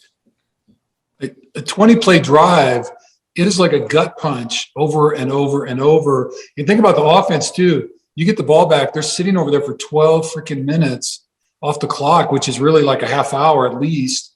And they're just sitting there watching you pummel their defense over and over and over. And then those guys got to come back out. They get a 3 and out, and now it's the same dang thing. So I'm all good. It's beautiful football to watch. I just cranking 3, 4, 5-yard runs and then gashing them every now and then and all that stuff. So it's been beautiful. So I'm just looking for the same. So I can't wait to see what the run game kind of outline looks like and where we're going and all that kind of stuff. So, okay, service and giving back. All right. So part of our podcast, we're always looking for ways to give back and help others. We'll have our MVP vet on. He's a longtime Niner fan, super excited to be on. He will be with us, and so he's going to be picking out our charity for our donation. So we're excited about that. We again last week sent, and each week sent 6 National Guard veterans to the game, no matter where the game's played. So that's pretty good. So we're about 75 veterans right now have gone to the game. So it's been really fun. So that's really cool. So just Alex, just kind of as a wrap up, just kind of curious, your end. I know you've been really heavy into TAPS. You did the USO tour, so the military piece has been big for you. But what are some of the things either growing up or in the NFL that you're kind of committed to, or any organizations you want to give a plug to? I mean, I've done a fair amount of different helping out other organizations and, community service stuff through the years. Something I think really am passionate about is like helping children. That's something I've been involved with a couple different ways with a couple different charities, just in terms of how do you try to set the world up and make things better in general. Like if you can help a kid, that really will pay dividends down the road. And so in Cleveland, I joined a charity it was Cure Tay Sachs disease. And so they've tried to like help kids and actually solve a terrible disease. And so that is pretty powerful. In Atlanta, I did Stand Up for Kids. They have a program just trying to help inner city youth and stuff about homelessness and getting people kind of hand up. In the off season every year, I'm part of AFWB, American Football Without Barriers. And we go overseas and try to help kids and teach football and get them excited. And we do different activities there. So that one's really fun to do in the off season. And then out here in San Francisco, I'm getting involved with Eat, Learn, and Play, and just trying to help kids and get them involved, get them, learning, having the right physical activity, having the right meals, just making things important that I think are important, that should be important for kids. Are you physically active? Are you paying attention in school? Are you learning? Are you eating right? Like just having a healthy lifestyle will set kids up for future success. Excellent. Well, then just any of those, shoot me a note on any of those with some links, and we'll add them to the show notes. So if people are interested and want to follow up, encourage them to kind of participate in those kind of pieces. So that would be terrific. So, well, we appreciate all the time and energy that you put in. I know being in the league, you don't have to do that, but it's great when NFL players do that, because it's unbelievable the difference it makes in kids' lives. So that's a great thing. So, okay. That is all pretty cool. And then we will do all that. Then you want to close us out, Andy? Sure. So the way we kind of like to end is, macro, micro. What is one thing that gives you hope? Something that you want to leave our listeners with? Can I get an example, George? So for me, I do like current events because I do one every week. So like what this week is giving me hope. Something that's giving me hope this week is the holidays. I love the holidays. I like spending time with my family. I like sitting around the table. I like talking to my family. Because it makes me feel like a kid again. The holidays, opening Christmas presents, Thanksgiving meals. And so I just appreciate that time I get to spend with my family, because we do, Kyle does a great job. He gives us like almost all of, like we had done on Thursday at like noon or something like that. And so you have the whole day Thursday to do what you want to do on Thanksgiving. Luckily though, my family's coming in for Friday, Thanksgiving. So it'll be great. But the holidays, when you get to celebrate, you get to hang out with those that you love and that you care most about you. I just think it's awesome. I like celebrating that. And all the good that comes with the holidays too, like all the giving back, all of the food drives. Like today with the Niners, we handed out for 2.5 hours Thanksgiving meals to people that drove through the parking lot. Like that type of stuff gives me hope. There's good people that want to help other good people, and I appreciate that. Is that good enough example, Alex? That's a really good example. Can I just steal it? Yeah, you can go off of it. Go for it, man. I mean, for me, like I try to have perspective in terms of, like, it was my birthday last week, and so it was cool to have people wish me a happy birthday and then ask how old you are, and I'm like 36, and like that shouldn't be that old, but in football, everyone's like, damn, everyone was like really like impressed for how old that was. It's like, oh yeah, like you were, barely alive when I was playing in the league. So it's interesting just talking to guys about that, and, just being grateful for like the chances I've had and like the teams I've been on, and just, I just really enjoyed, being reminded that like I've been around this a long time, but it goes fast. So you have to like enjoy it and make the most of it, because it doesn't seem that long ago I was a rookie. It really doesn't. See, that's great. The fact that you say that, because like I feel like we talked about a guy that was on our rookie team, our rookie training camp, my rookie season. And I vividly remember sitting in the rookie room doing extra rookie activities and all the guys that were in there. And that does not feel like 5 years ago at all. Yeah. It's crazy. Right. Well, Alex, great point, because they always say, right, happy people are not necessarily grateful, but people who are grateful tend to be happy. Just having a sense of gratitude for the blessings you do have, whatever kind of conditions that is. So that's a great thing. And then George, I think today was Second Harvest, right? Wasn't that who's doing the Thanksgiving? Because I was on the phone with them today. So just another plug for our listeners. So George will be doing it on site with our retailer in the Santa Clara area, probably late. Yeah. Say it again, George. The Fix Kicks. Yep. Fix Kicks shoe store. So that'll be in the Santa Clara. And so we're working with Second Harvest. And so we'll have a digital drive, food drive going on for the food bank, as well as we'll have an organization that are collecting on site as well. So I'll have a date for that in the next couple of weeks. But again, and if you're somewhere else listening, food and shelter is really important as our clothing this time of year. So, because not everybody has the happiest of holidays. So again, remind folks, just do what you can where you're at and help who you can as you're able. So we really appreciate that. So, all right. Well, Alex, thank you so much for taking time today. Really appreciate it. Thank you. Thank you. George, always great to see you with the Joker behind you, and look forward to seeing you this week. Really excited about that. And I'm so pumped for the Vikings game. So I'm a little juiced up. I'm going to have to do some more calming meditation work because I'm excited for the purple. So I grew up, my dad was a huge Vikings fan. He still is. I mean, now he's a Niner fan, but he's still got he's got his old purple Viking hat in the closet. He kind of pulls it out when the Niners aren't playing him.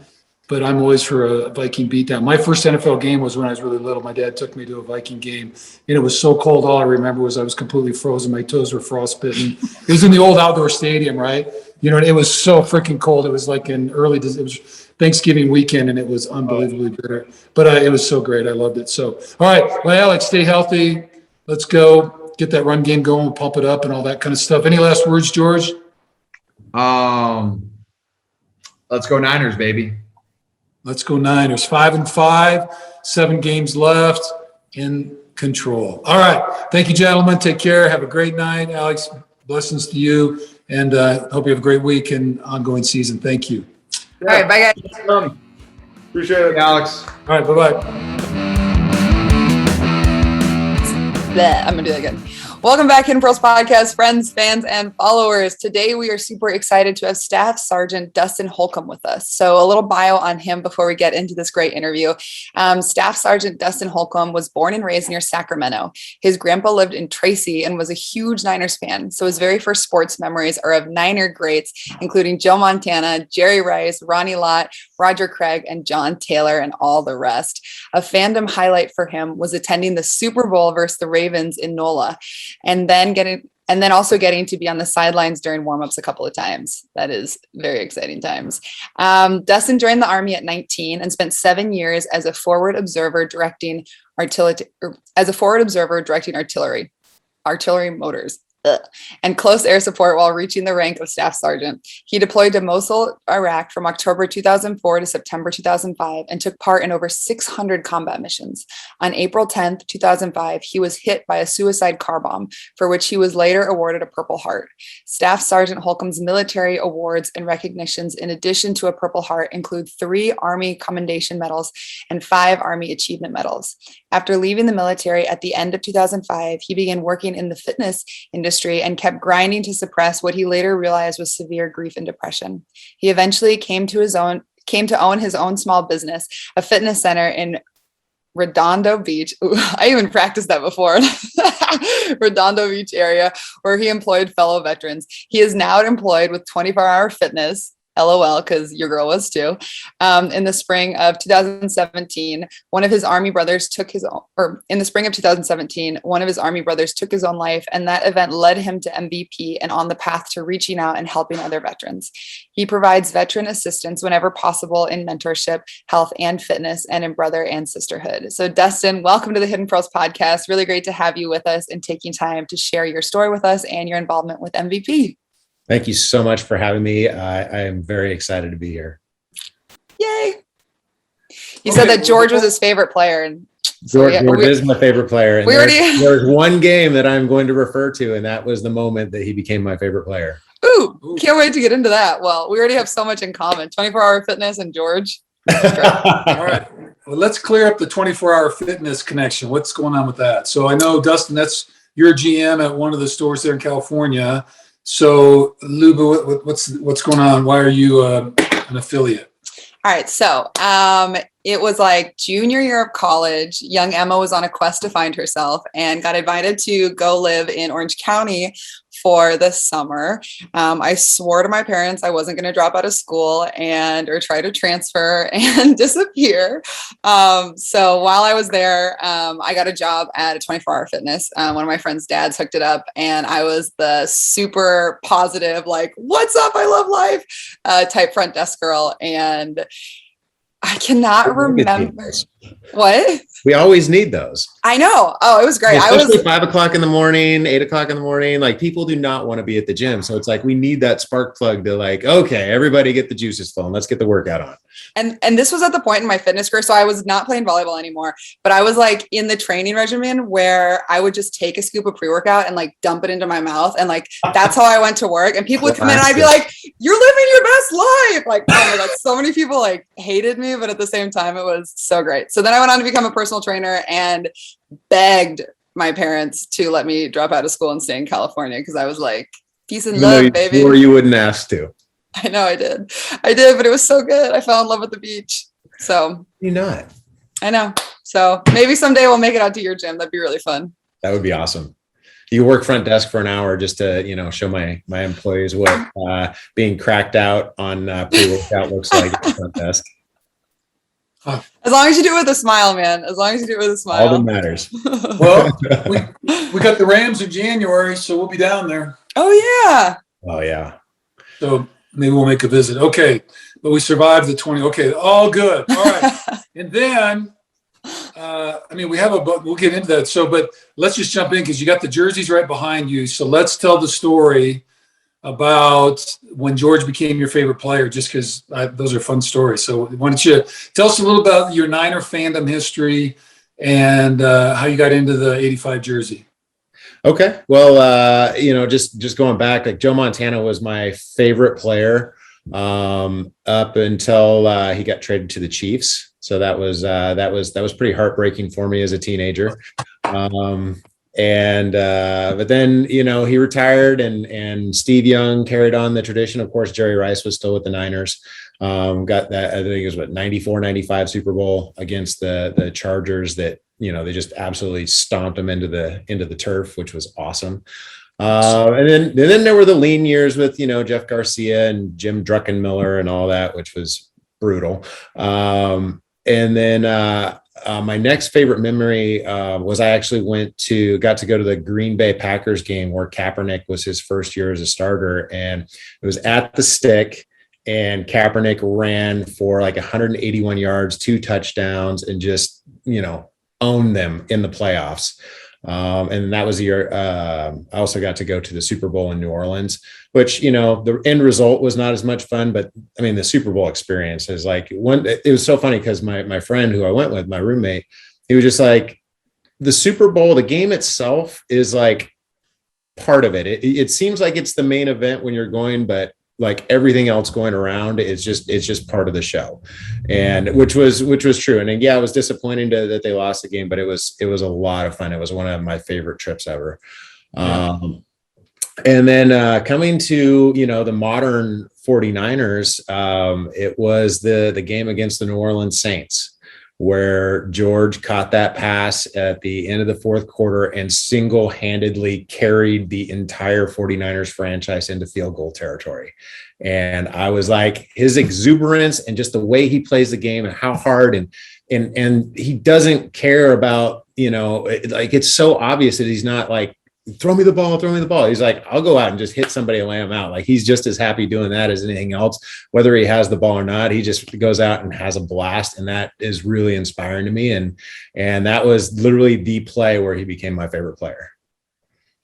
Okay. Well, it's certainly one of his top 10 plays for me as well. So that was a dandy. Yeah, I think 4th and 2, he ran a little. It was a choice route, little cut in. The guy jumped it, and then he rolled it outside. And great pass by Jimmy. And the next thing you know, we're kicking a field goal. And you know what? We were at that game, and it's brutal. You know, the dome is like, it's loud, and those Saints fans are vicious in a very competitive kind of way. And so we're sitting right in the middle of a bunch of them, and it's just going crazy, blah, blah, blah. And then after he converted on that 4th down, you know, it's just like a freaking pen drop, right? You know, it's like, you know, either that or they're like, wait, what just happened? Right, they're MF and everybody kicked field goal, and then you're like, and then of course we're like, you know, that try not to be completely arrogant, but anyway, it was. Wait a minute, that wasn't a playoff game, was it? Or no, it wasn't a playoff game. That's right. Yeah. I was thinking of the Vernon Davis touchdown against the Saints in the playoffs. That I was confusing the playoff versus regular season, but that was just such an awesome play. Right. Although it was a playoff type, because that one, and then the way the rest of the season unfolded, that one made the difference in having home field advantage. So, I mean, that was a big deal. So, okay. Well, all right. We got a little Georgia and a little football. So all good. So we're into the Niner world. Okay. So let's see. You grew up in Sacramento. And I'm not a Cali, so I hear that referred to. Is that part of the Bay Area? Is that too much of a stretch? Because you guys are a little. It's a little inland. It's more in the Sierra foothills where I grew up, and then I was homeschooled all the way through high school. Get out. Yep. Yeah, we were homeschooled for a little while. Yeah, we did a little home on the prairie type vibe. Yeah, well, Emma went later. Yeah, till like 7th grade or so, or 6th, 7th grade. I think we didn't do the whole thing. So, that's a whole nother interesting story. So, okay, well, what's one of your favorite things about Sacramento or the Bay Area? The Bay Area is, every time I've been down there, you know, going to the tower, the sightseeing in San Francisco is just awesome. The bridge, what is the name of that fort down there? Fort Point or something? You mean the one right under the bridge? Right. Yeah. So cool. So I was there. So I went to the game. I think it was December 15th of 2019 against the Falcons. And so I went and did some sightseeing and all that stuff. So I had a really good time doing that. So San Francisco is just a beautiful city. It's insanely expensive, but it's beautiful. And then one of my favorite things about Sacramento is the old train museum in Old Sac. It's really cool. So, but and I grew up in the foothills in a little town called Brownsville, about 3,500, 4,000 people. Okay. It always surprises me when people say, like, I grew up in this tiny community in California. I'm like, I didn't know those existed. It's, and it's above Bakersfield. Okay. That's where the little towns are. Okay. I'm always like, what do you mean little? But whatever. Okay. Well, family-wise, what's maybe the hardest/best lesson that your family taught you while you were growing up? Oh boy, that is, that I finally had to choose to live my life for my expectations and my happiness and my joy and my motivations and what I wanted to do with my life, because it was my life and it wasn't my parents' life. It wasn't the people around me. Things along those lines. And then that, frankly, I made a point to be stationed on the other side of the country for the first 2 years I was in the military. I went to Fort Benning and requested that specifically just to get away and figure out what I wanted to do with my life. Having been homeschooled, having been raised very conservative and all those things, I was just like, okay, I need out and to figure out who I am. And so that was, it may not have been in more of an indirect lesson that they taught me, but it helped me over time find who I wanted to be versus, allowing people to dictate who they thought I should be and trying to live to those standards. When do you think that you started learning that lesson though, right? Because Bruce has been trying to instill that and shove that down my throat ever since I was a baby. And I feel like it's taken me, I learn it in waves, but I feel like it really didn't come until my late 20s.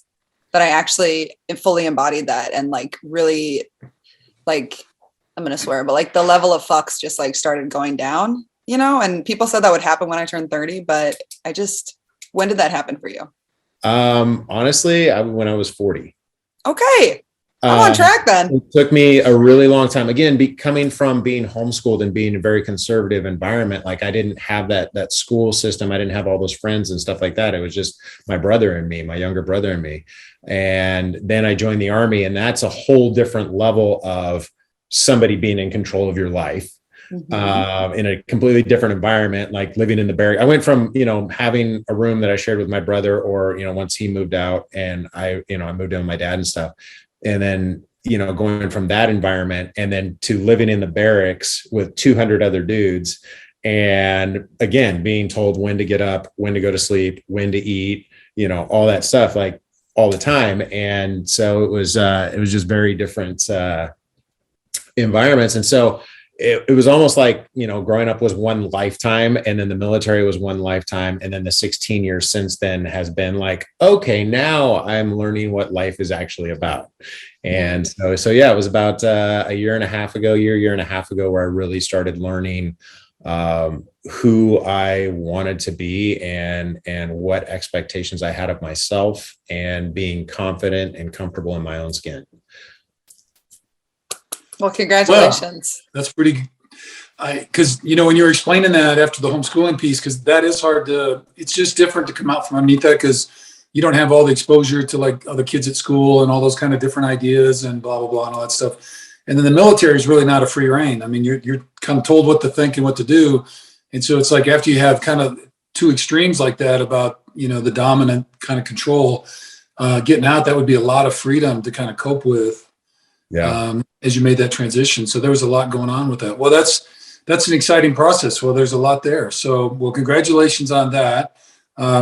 That's pretty cool. So happy for you there. And now you're chasing the fitness piece and doing all those kind of things. So, well, let's talk a little bit then just about getting into the Army. So you went to, was it Bakersfield? No, what'd you say? What town? Fort Sill, Oklahoma. Okay. No, I meant for high school. Oh, I was homeschooled. Oh, right. Okay. Yep. All the way through. I got my GED at 17. Did you play sports at all? I was not allowed to. Coaches would literally come to my house, like the football and basketball coaches at different times when I was like 15, 16 years old, came to my house and asked my mom if I could come play, because they'd see me playing on the playground with the other kids, after school and stuff. And they'd be like, okay, this kid is 6'1" and athletic. Like, we need to get him on our team, or at least get him a tryout. And my mom was like, nope, not doing it. And so no sport at all. No organized sports at all, which was a big reason I think that I went into the Army. I was like, okay, you won't let me join these sports teams. I'll go join a really big team and play the ultimate game of life and death. So was it like your mom just was like keeping you safe, or was it like a religious reason, or what was more religion? She does not believe in competition. She thinks that is, the whole winners and losers. Like, we'd even play games that are, religious versions of Monopoly, and she wouldn't let us play against each other. We had to play as a team, trying to beat our own previous scores and like trying to run up. Yeah, it was interesting. If my mom did know that game, that's how she would have made us play too, but she didn't.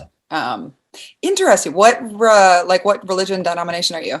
I am not at all anymore, but my mom is Seventh-day Adventist. Okay. All right. So I'm sure you've heard of a little bit about them being in Southern California. I have. Well, so super rebellious, clearly. What drew you to then enlisting in the Army? How'd that feel?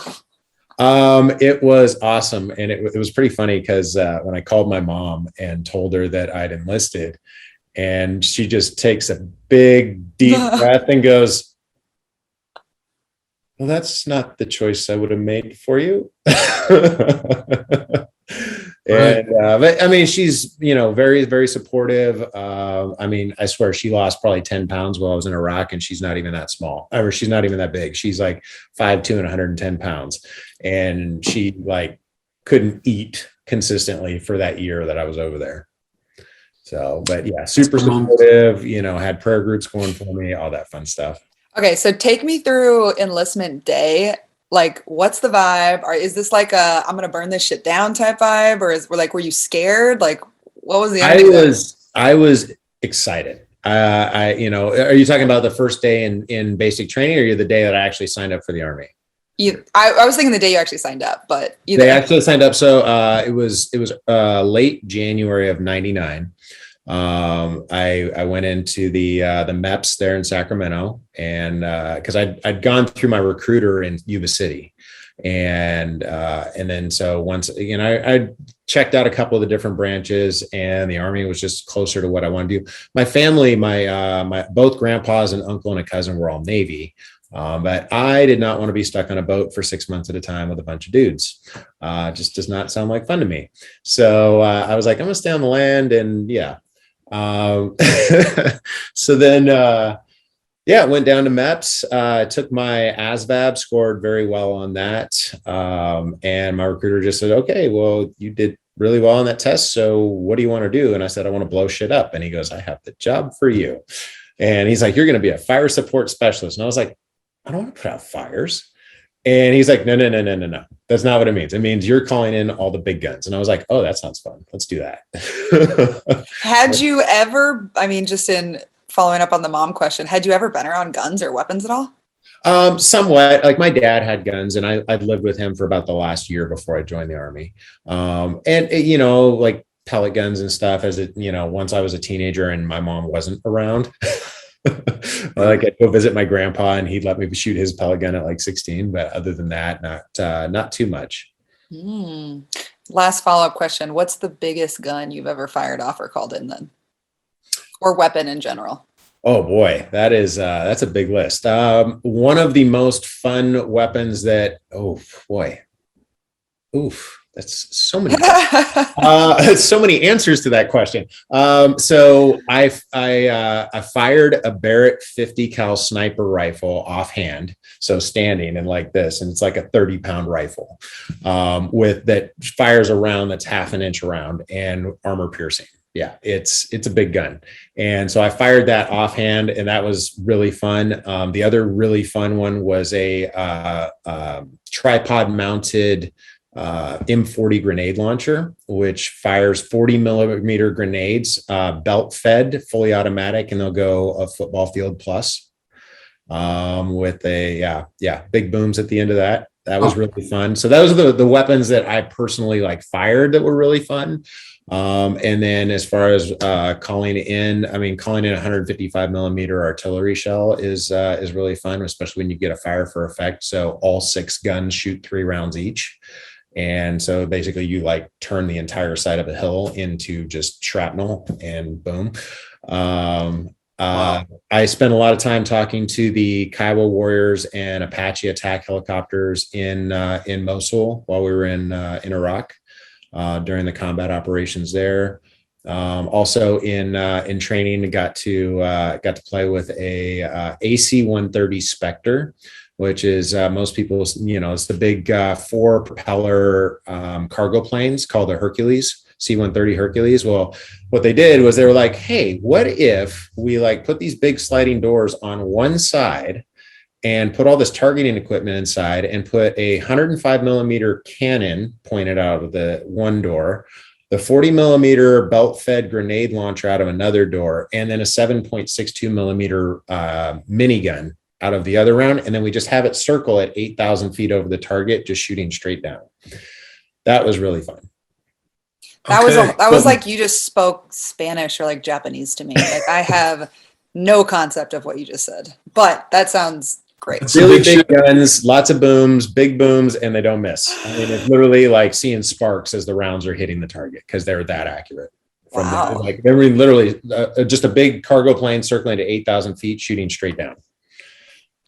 Well, hot damn. Thank you for that education. Okay. And I'm really glad that you said fuck earlier, because it's every 4th word in my vocabulary. So ever since I was in the Army, that's just, I don't know how, it's like a punctuation, an exclamation. It's a very useful word. Pops, you're going to have to say it now. You can't be the only loser who doesn't do it.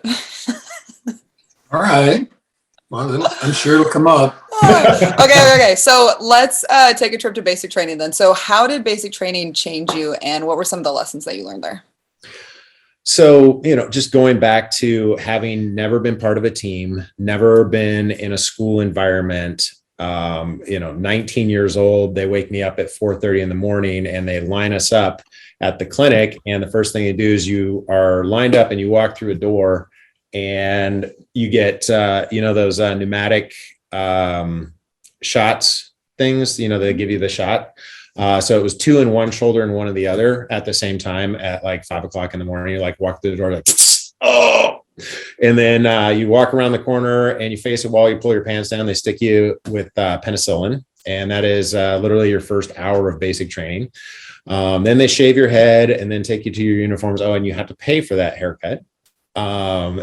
Then you get your uniforms and then you start going through kind of the end processing of that. But the biggest thing for me is, again, having never been in a team environment, having never had people depending on me really, having had, I'd never had school projects where, I was responsible with someone else, that type of thing. So I was very much an individual when and frankly, I was very, very isolated because again, I just, hadn't really been exposed to that much of the world. And it was a massive learning experience. I grew so much. I feel like I went from being like a 12-year-old to like a 20-year-old in 9 weeks from a mental maturity standpoint. And then, so I started out basic training. I was pretty bad at it. And then as I got better, as we got through basic training, I lost weight, I got in shape, all that stuff. And then when I went to my advanced individual training, which is actually learning my school, which is calling in the indirect fire, I was the distinguished honor graduate or top of my class. So wow. I figured it out pretty quickly at that point of how all that stuff works. That's good. So it ends up being a pretty good fit. Yes, it was a really good fit. Okay. Well, then, do you want to kind of jump up then and get into being deployed and kind of tell us a little bit about that whole situation and how that went down? Sure. We were tasked with my unit. It was 1st Battalion, 24th Infantry, stationed based out of Fort Lewis, Washington. We deployed, I think we flew out on like October 14th of 2004, spent a couple days in Kuwait, kind of prepping everything. And then, flew in cargo planes up to Mosul. And it was supposed, like where we were going, it was supposed to be really, really quiet. Like there wasn't really anything going on. There weren't really any insurgents. Like more of them were down in Fallujah and, and that's where all the bad stuff was happening. But, I told my mom, I was like, Mom, there's nothing going on up there. I'll be perfectly fine. They're not even fighting. There's no firefights. Nothing's going on in Mosul. And, around the time we got there was when the Marines did a huge offensive into Fallujah. And the insurgents that survived that assault came straight to Mosul because it was a city of 2.5 million people. So it was really easy for them to hide, but also it was only about 30 miles from the Syrian border. So if we got too close to them, they could just jump the border. And that was their strategy. So we went from thinking that, nothing was really going to happen. We were just going to have kind of be patrolling this big city and, like keeping the peace type thing.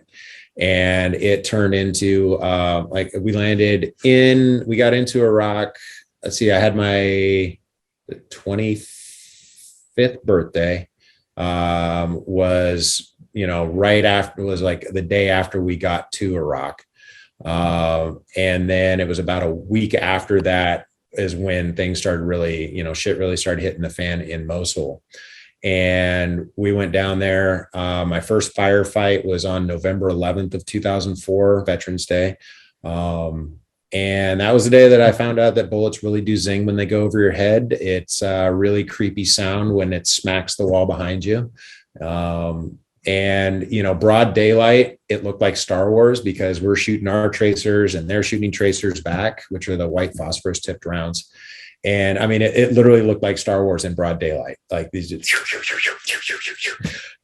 all that. But that was also the day we lost our first guy, Tommy Dorflinger. He took one direct hit through the helmet. But I mean, we were in about a 5-hour firefight that day. And it was a lot of action for the next 6 months because they really wanted to get a foothold in Mosul and establish that as their new base of operations. And we said, fuck you, no. And so, we were out kicking doors. We were flying Blackhawk. We were flying on Blackhawks at, 2:30 in the morning and taking over compounds before they even knew we were there. Searching door to door, finding just all kinds of weapons, remote devices. And the thing is like, after about a month or two in, it was like, as many IEDs as we came across, many ambushes we came across. It was like every time you saw a broken piece of curb, every time you saw a pothole that was slightly filled in, anytime a car rolled past a little slower than the others, it was just like, okay, is this it? And so that's what that was like. December 21st of 2004. So about a month and a half after Tommy died, a suicide bomber was able to get into our chow hall on our base and blew himself up during the middle of lunch, wounded over 70 people. 12 killed, including my company commander, who was also my workout partner at the time. That was a rough one. February 19th of 2005, one of my really good friends, Clint Gertzen, just a car pulled up and fired just a 3-round burst out of the window and drove off. One of the rounds caught him just inside the plate, just just missed the plate of his body armor, went through both lungs and went out the back of his other shoulder. And it was actually his Barrett 50 cal that I'd fired, out at the range that one day. That one got me the worst. After his memorial service, I went back to my room, my little hooch, and I took the first 5 bullets out of my magazine and I engraved his initials on them. And then wasn't too long later that I used those, and then I got blown up 5 days after that. So, and then once that happened, so after I got blown up on April 10th of 2005, which was, I was very fortunate. It was flash burns. It was a propane accelerant. Basically, this car just pulled off to the side of the road in front of us, like every other car did when armored vehicles came rolling up behind it. And just when we got beside it, he pushed the button. I was up in the air guard hatch, pulling rear security. So I didn't even see the car because it was coming, because I was facing kind of back at an angle. And all of a sudden, next thing I knew, I was inside of a fireball. There was a flash of orange. It kind of turned gray. And then the only way I can describe it is imagine being thrown into an oven. That's what it felt like. I have never been that hot over, like my entire upper body was literally engulfed in flames. They saw the fireball. Another platoon saw the fireball from almost 2 miles away. And I was about 25 feet from the actual car. And I fell, the concussion hit me. Fortunately, I was wearing a radio set in my helmet called a Peltor, so I could talk to the helicopters. So that saved my hearing and kept me from getting a concussion.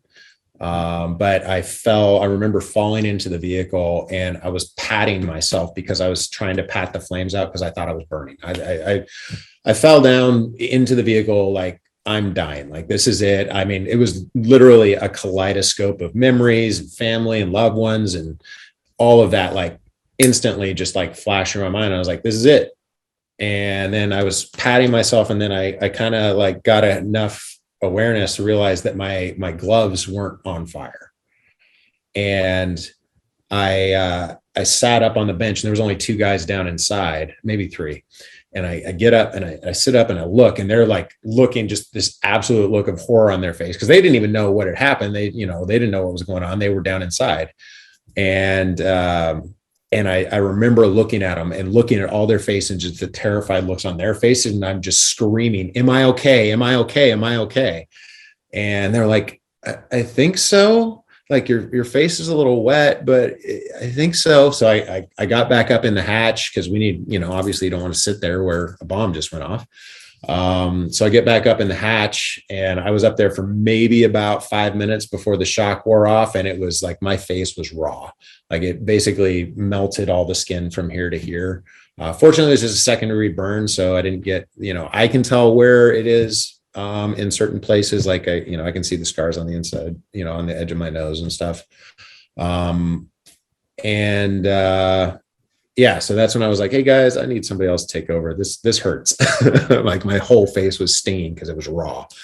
And got back to the aid station and going down there. And then like, I remember Doc Montoya, who actually lives down here in California. He was cleaning me up, and he's like, all right, well, I'm going to go get your Purple Heart paperwork started. And I was like, Purple Heart for what? And he's like, dude, you're hurt and you got blown up. Like, you get a Purple Heart for this. And I was like, oh, okay. And it was, because I hadn't even looked in a mirror yet at that point. And then seeing over the next few days of, just the amount of damage, I was like, oh, okay, now I understand. So I went out on a mission the next day where we just went to the range, and I went to take my helmet off, and the front of my helmet caught my nose right here, and my nose, like the skin of my nose, peeled off in one piece, like a shell of my nose. So I go back to my NCO meeting that night, and my first sergeant, Mike Bordelon, he goes, why does your face look worse today than it did yesterday? And I was like, oh, we were out on the mission. I took my helmet off and it caught my nose. And he goes, what were you doing outside the wire? I was like, well, we had a mission. He goes, as long as your face looks like that, you don't go off base. And then, so I got hit April 10th. On April 23rd, his vehicle got hit. They got hit by a vehicle that actually rammed them using shape charges. It created about a 4 to 6 foot crack, about 4 to 6 inches wide, down the side of the vehicle in the wheel well, which in a shape charge, basically what they do is they pour concrete into a bucket and then put a bowl in it to keep it hollowed out. And then that's where they pack all the explosives. So the explosive is all forced in one direction. And that's how they break armor with, armor. That's how they destroy armored vehicles with IEDs. Because normally there's just not enough force there. They would have, in that vehicle was my second company commander, my first sergeant, the interpreter, one of the snipers, my lieutenant, the driver, and then the gunner. Nobody was on that vehicle, came back to theater. My lieutenant ended up with burns, I believe, on 30% of his body. I remember going to the aid station and actually carrying him to the helicopter so he could be medevac to Germany to the burn center. Ace Davis, he died about 7 hours later. He was the sniper. He was up in the other hatch. Normally, when you are faced with something that extreme heat and things like that, your trach seizes up so that you don't breathe in all that smoke and that heat and all that stuff. His didn't work. He melted his lungs from the inside, and he basically suffocated after about 7 hours. The interpreter died. Company commander broke his leg. The driver and the gunner both had smoke inhalation. And then Mike Bordelon, my first sergeant, he was sitting on the side of the vehicle that got hit. And so it basically shot flames into the vehicle, and cooked off ammo that was inside the vehicle. It was so hot. It melted through his body armor. He was it is, to this day, I don't know how he didn't die that day, but he actually survived almost 3 weeks before, he made it to the point where they were trying to transport him to a burn center where he couldn't hold on anymore. But just the fact that, he wouldn't let me go outside of the wire, like he was, just because I had a burn on my face. And, but that was the last day that I stayed on base, because at that point we were really undermanned, like my lieutenant, and I was the NCO for the fire support team. So I was out on missions again, later that day, and back full, cause we had a 10-day work week over there. So it was 9 days of 2 a day of missions at least. And then, 1 day to basically refit and repair all your equipment, change your batteries, clean your, weapon, all that stuff. And then you're, back out on patrol for the next 9 days. We were on a FOB, forward operations base. We were at FOB Merez in Mosul. And and then things started calming down around July, which is also when it got really, really hot. It was an average of 125 degrees for 3 weeks straight, ranging from like 122 to 128. And I was out there in 60 pounds of gear. So that was a different experience. But yeah, things started calming down a little bit then.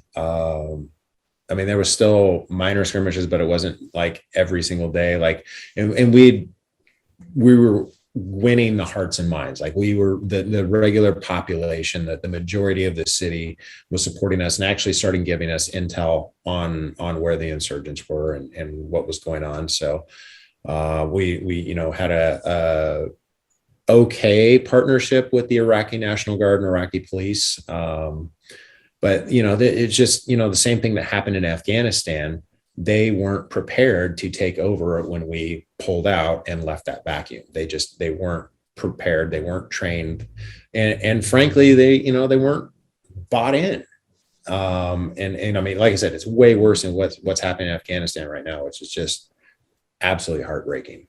And the way that we left those people was not cool. I don't really know how to describe it. I don't have the words for how I feel about that situation.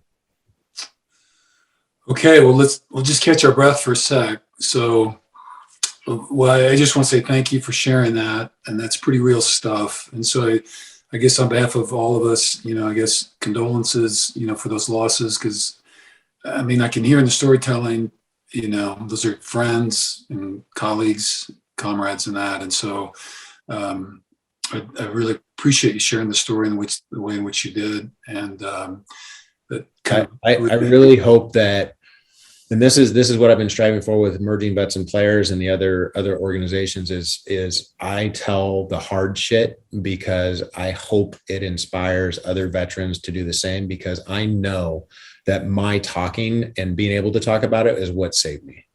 Right.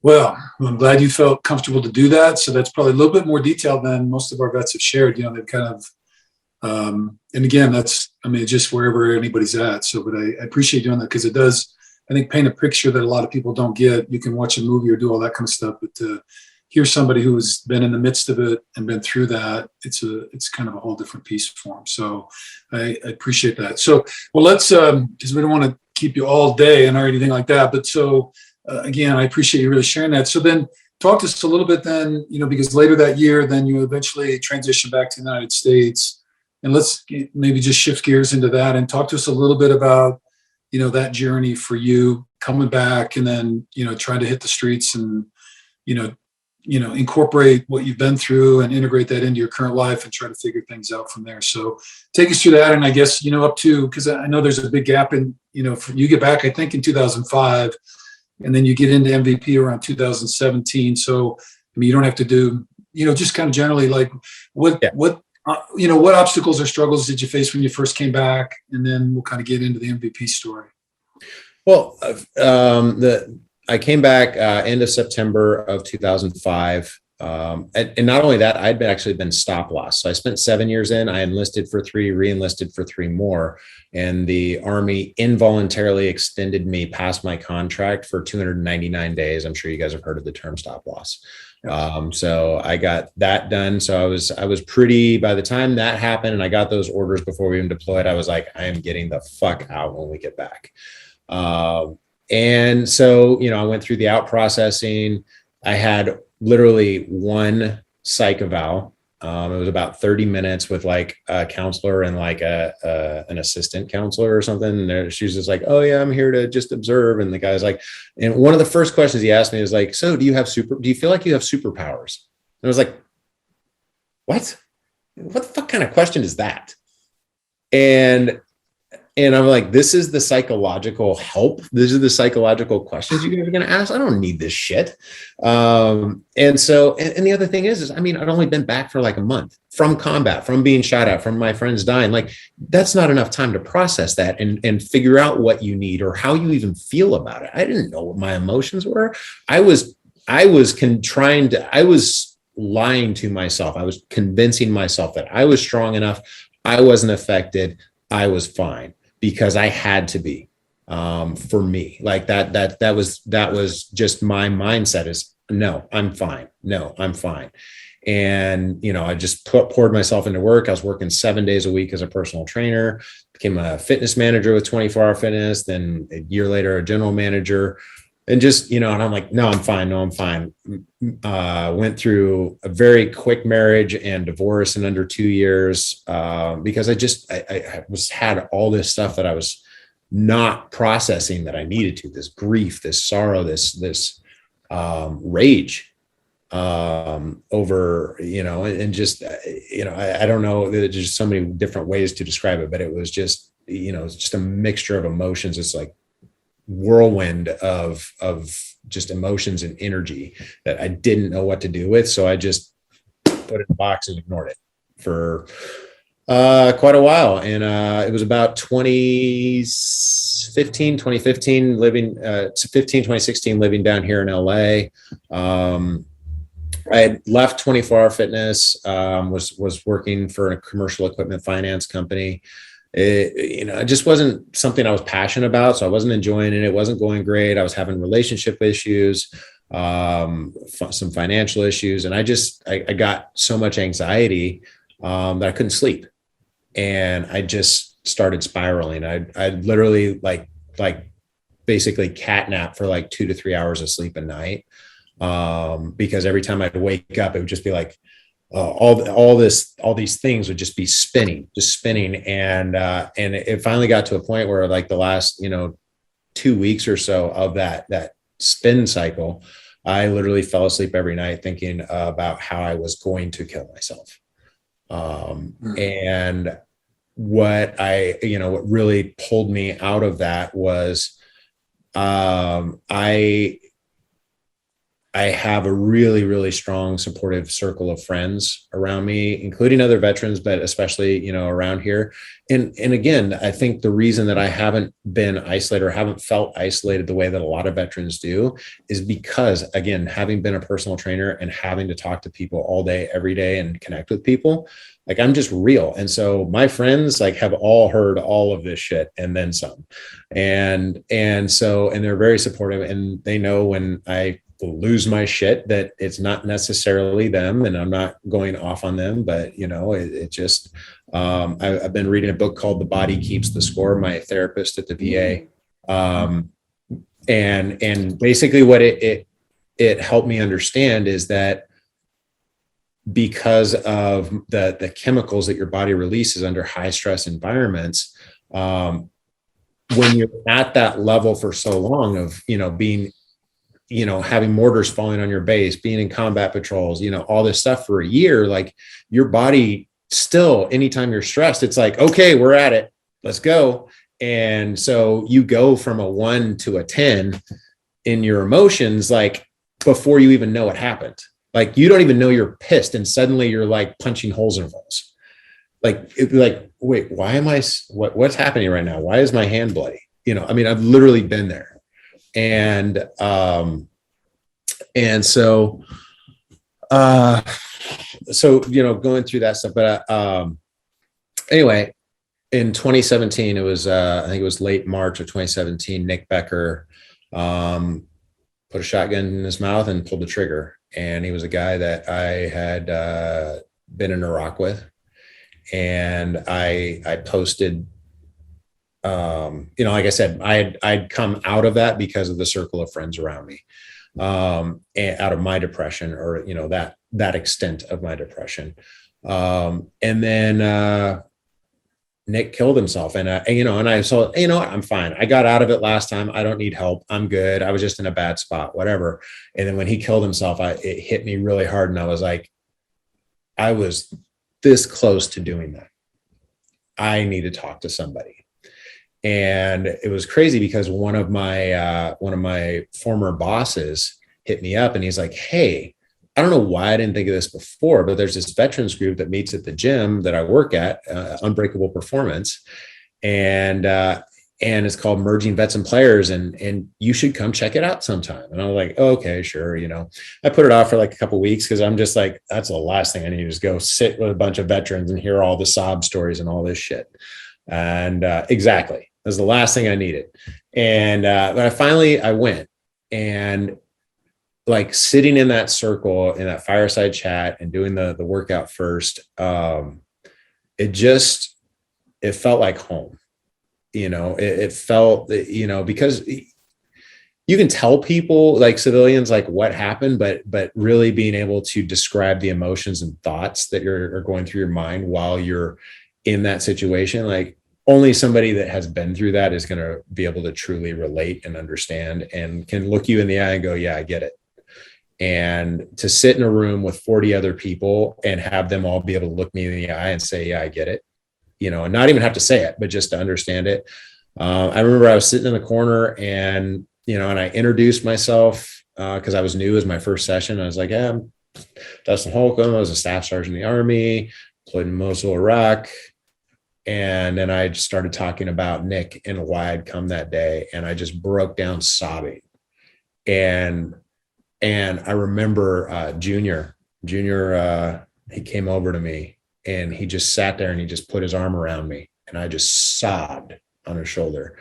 And that was literally a life-changing moment for me to have that support and have those people having my back. I mean, I'm so grateful to Jay and to Nate for starting this organization, because I guarantee it saves lives. I know it saves lives, and I know how much it's helped me. And so that's where I'm not as involved with MVP, because I work down in Torrance. The gym is up in West Hollywood, so it's literally like over an hour each way for me. Plus I work until basically when MVP starts. So by the time I get up there, it'd be wrapping up. But I do get up there probably once a month, once every other month. COVID did throw things off a lot. But I am trying to get a little more involved. But they connected me with a buddy of mine, Manny, and we're workout buddies when our schedules allow. He just needed to get in the gym. He'd had COVID last year and ended up in the hospital because he'd had childhood asthma, and it really affected him. And he ended up in the hospital for like 3 weeks, put on some weight. They reached out to me like, hey, Dustin, we have this MVP member that needs to work out. He lives down by you. You think you can meet with him, give him some tips? And he has literally been like my brother, my battle buddy for the past year. And we actually worked out and met for the first time on December 4th of last year. So coming up on that year, which was awesome. Okay. That's awesome. Yeah.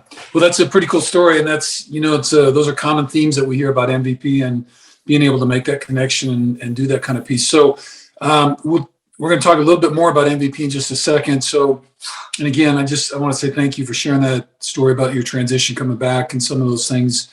And obviously, as you tell your story, hopefully it makes it easier, like you said, for others to know that there's people out there who will listen to them without judgment. And to ask for help. So, one of the things that we kind of pay attention to is this mindset piece, and we primarily focus kind of on the athletic side of things. But obviously mindset in corporations and work and business and life and all that kind of stuff. So a lot of our kind of work with athletes is kind of meditation based, around mindfulness and some breath work and visualizations, affirmations and all that kind of stuff. And I just wondered, if anybody's done some work, you have, because you've been paying attention to some pretty hefty issues, and you've been sorting through these things. So I just wondered, are there kind of mental skills of that nature that you rely on that really help in that regard in any kind of way? There's I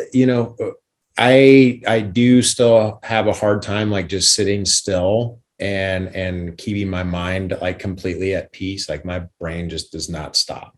And but so for me to just sit there and truly meditate is I've still not been able to like truly like clear my mind. But what I am able to do is I'll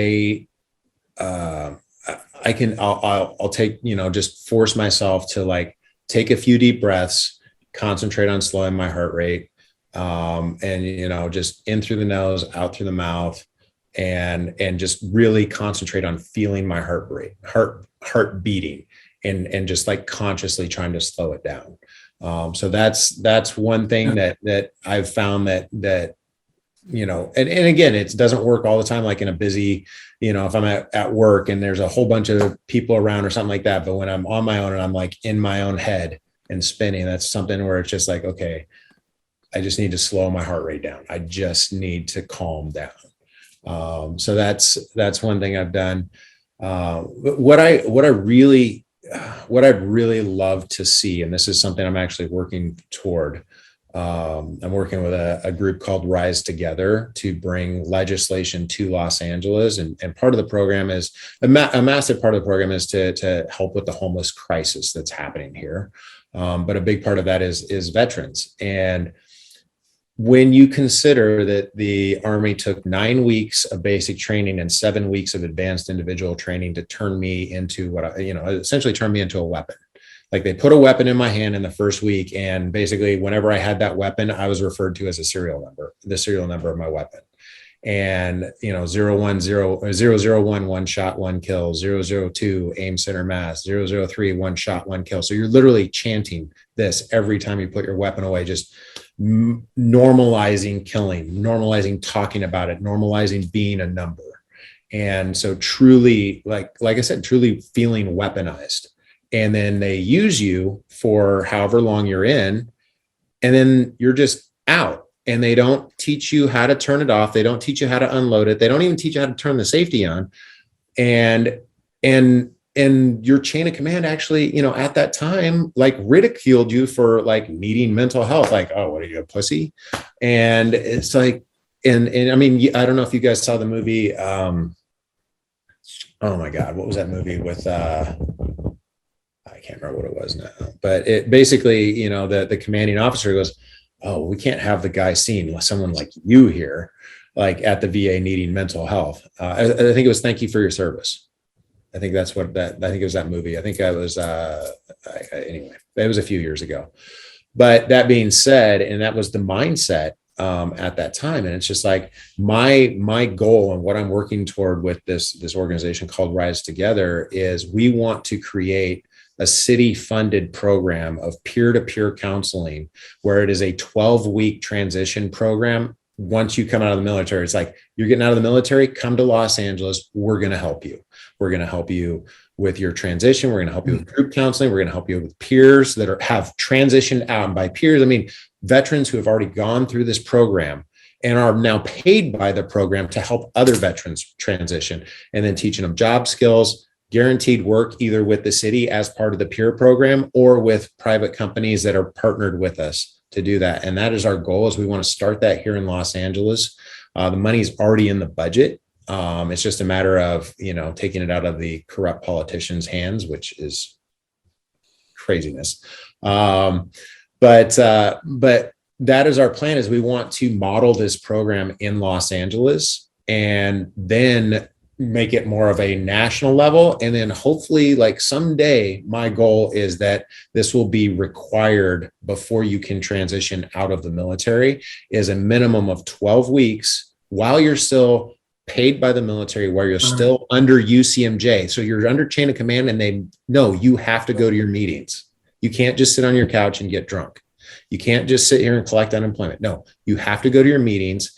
You have to go individual counseling. You have to go to group counseling, and you have to, and then having veterans who went successfully through this program who still live near that base as that peer-to-peer counseling. And then at the end of the 12 weeks, they get an evaluation and determine whether or not they're actually de-weaponized yet to the point where they're not a danger to themselves or anyone else. And that is literally my number one goal and everything I'm working toward with veterans. Started in Los Angeles and get it to the federal level and get it so it's part of the military out processing program. Okay. It's amazing. So, and what's the name of that again? What's it called? Rise what? Rise Together. Rise together. Rise Together. Okay. So if you will send us, if they have a website or any links and all that kind of stuff. Yeah. All right.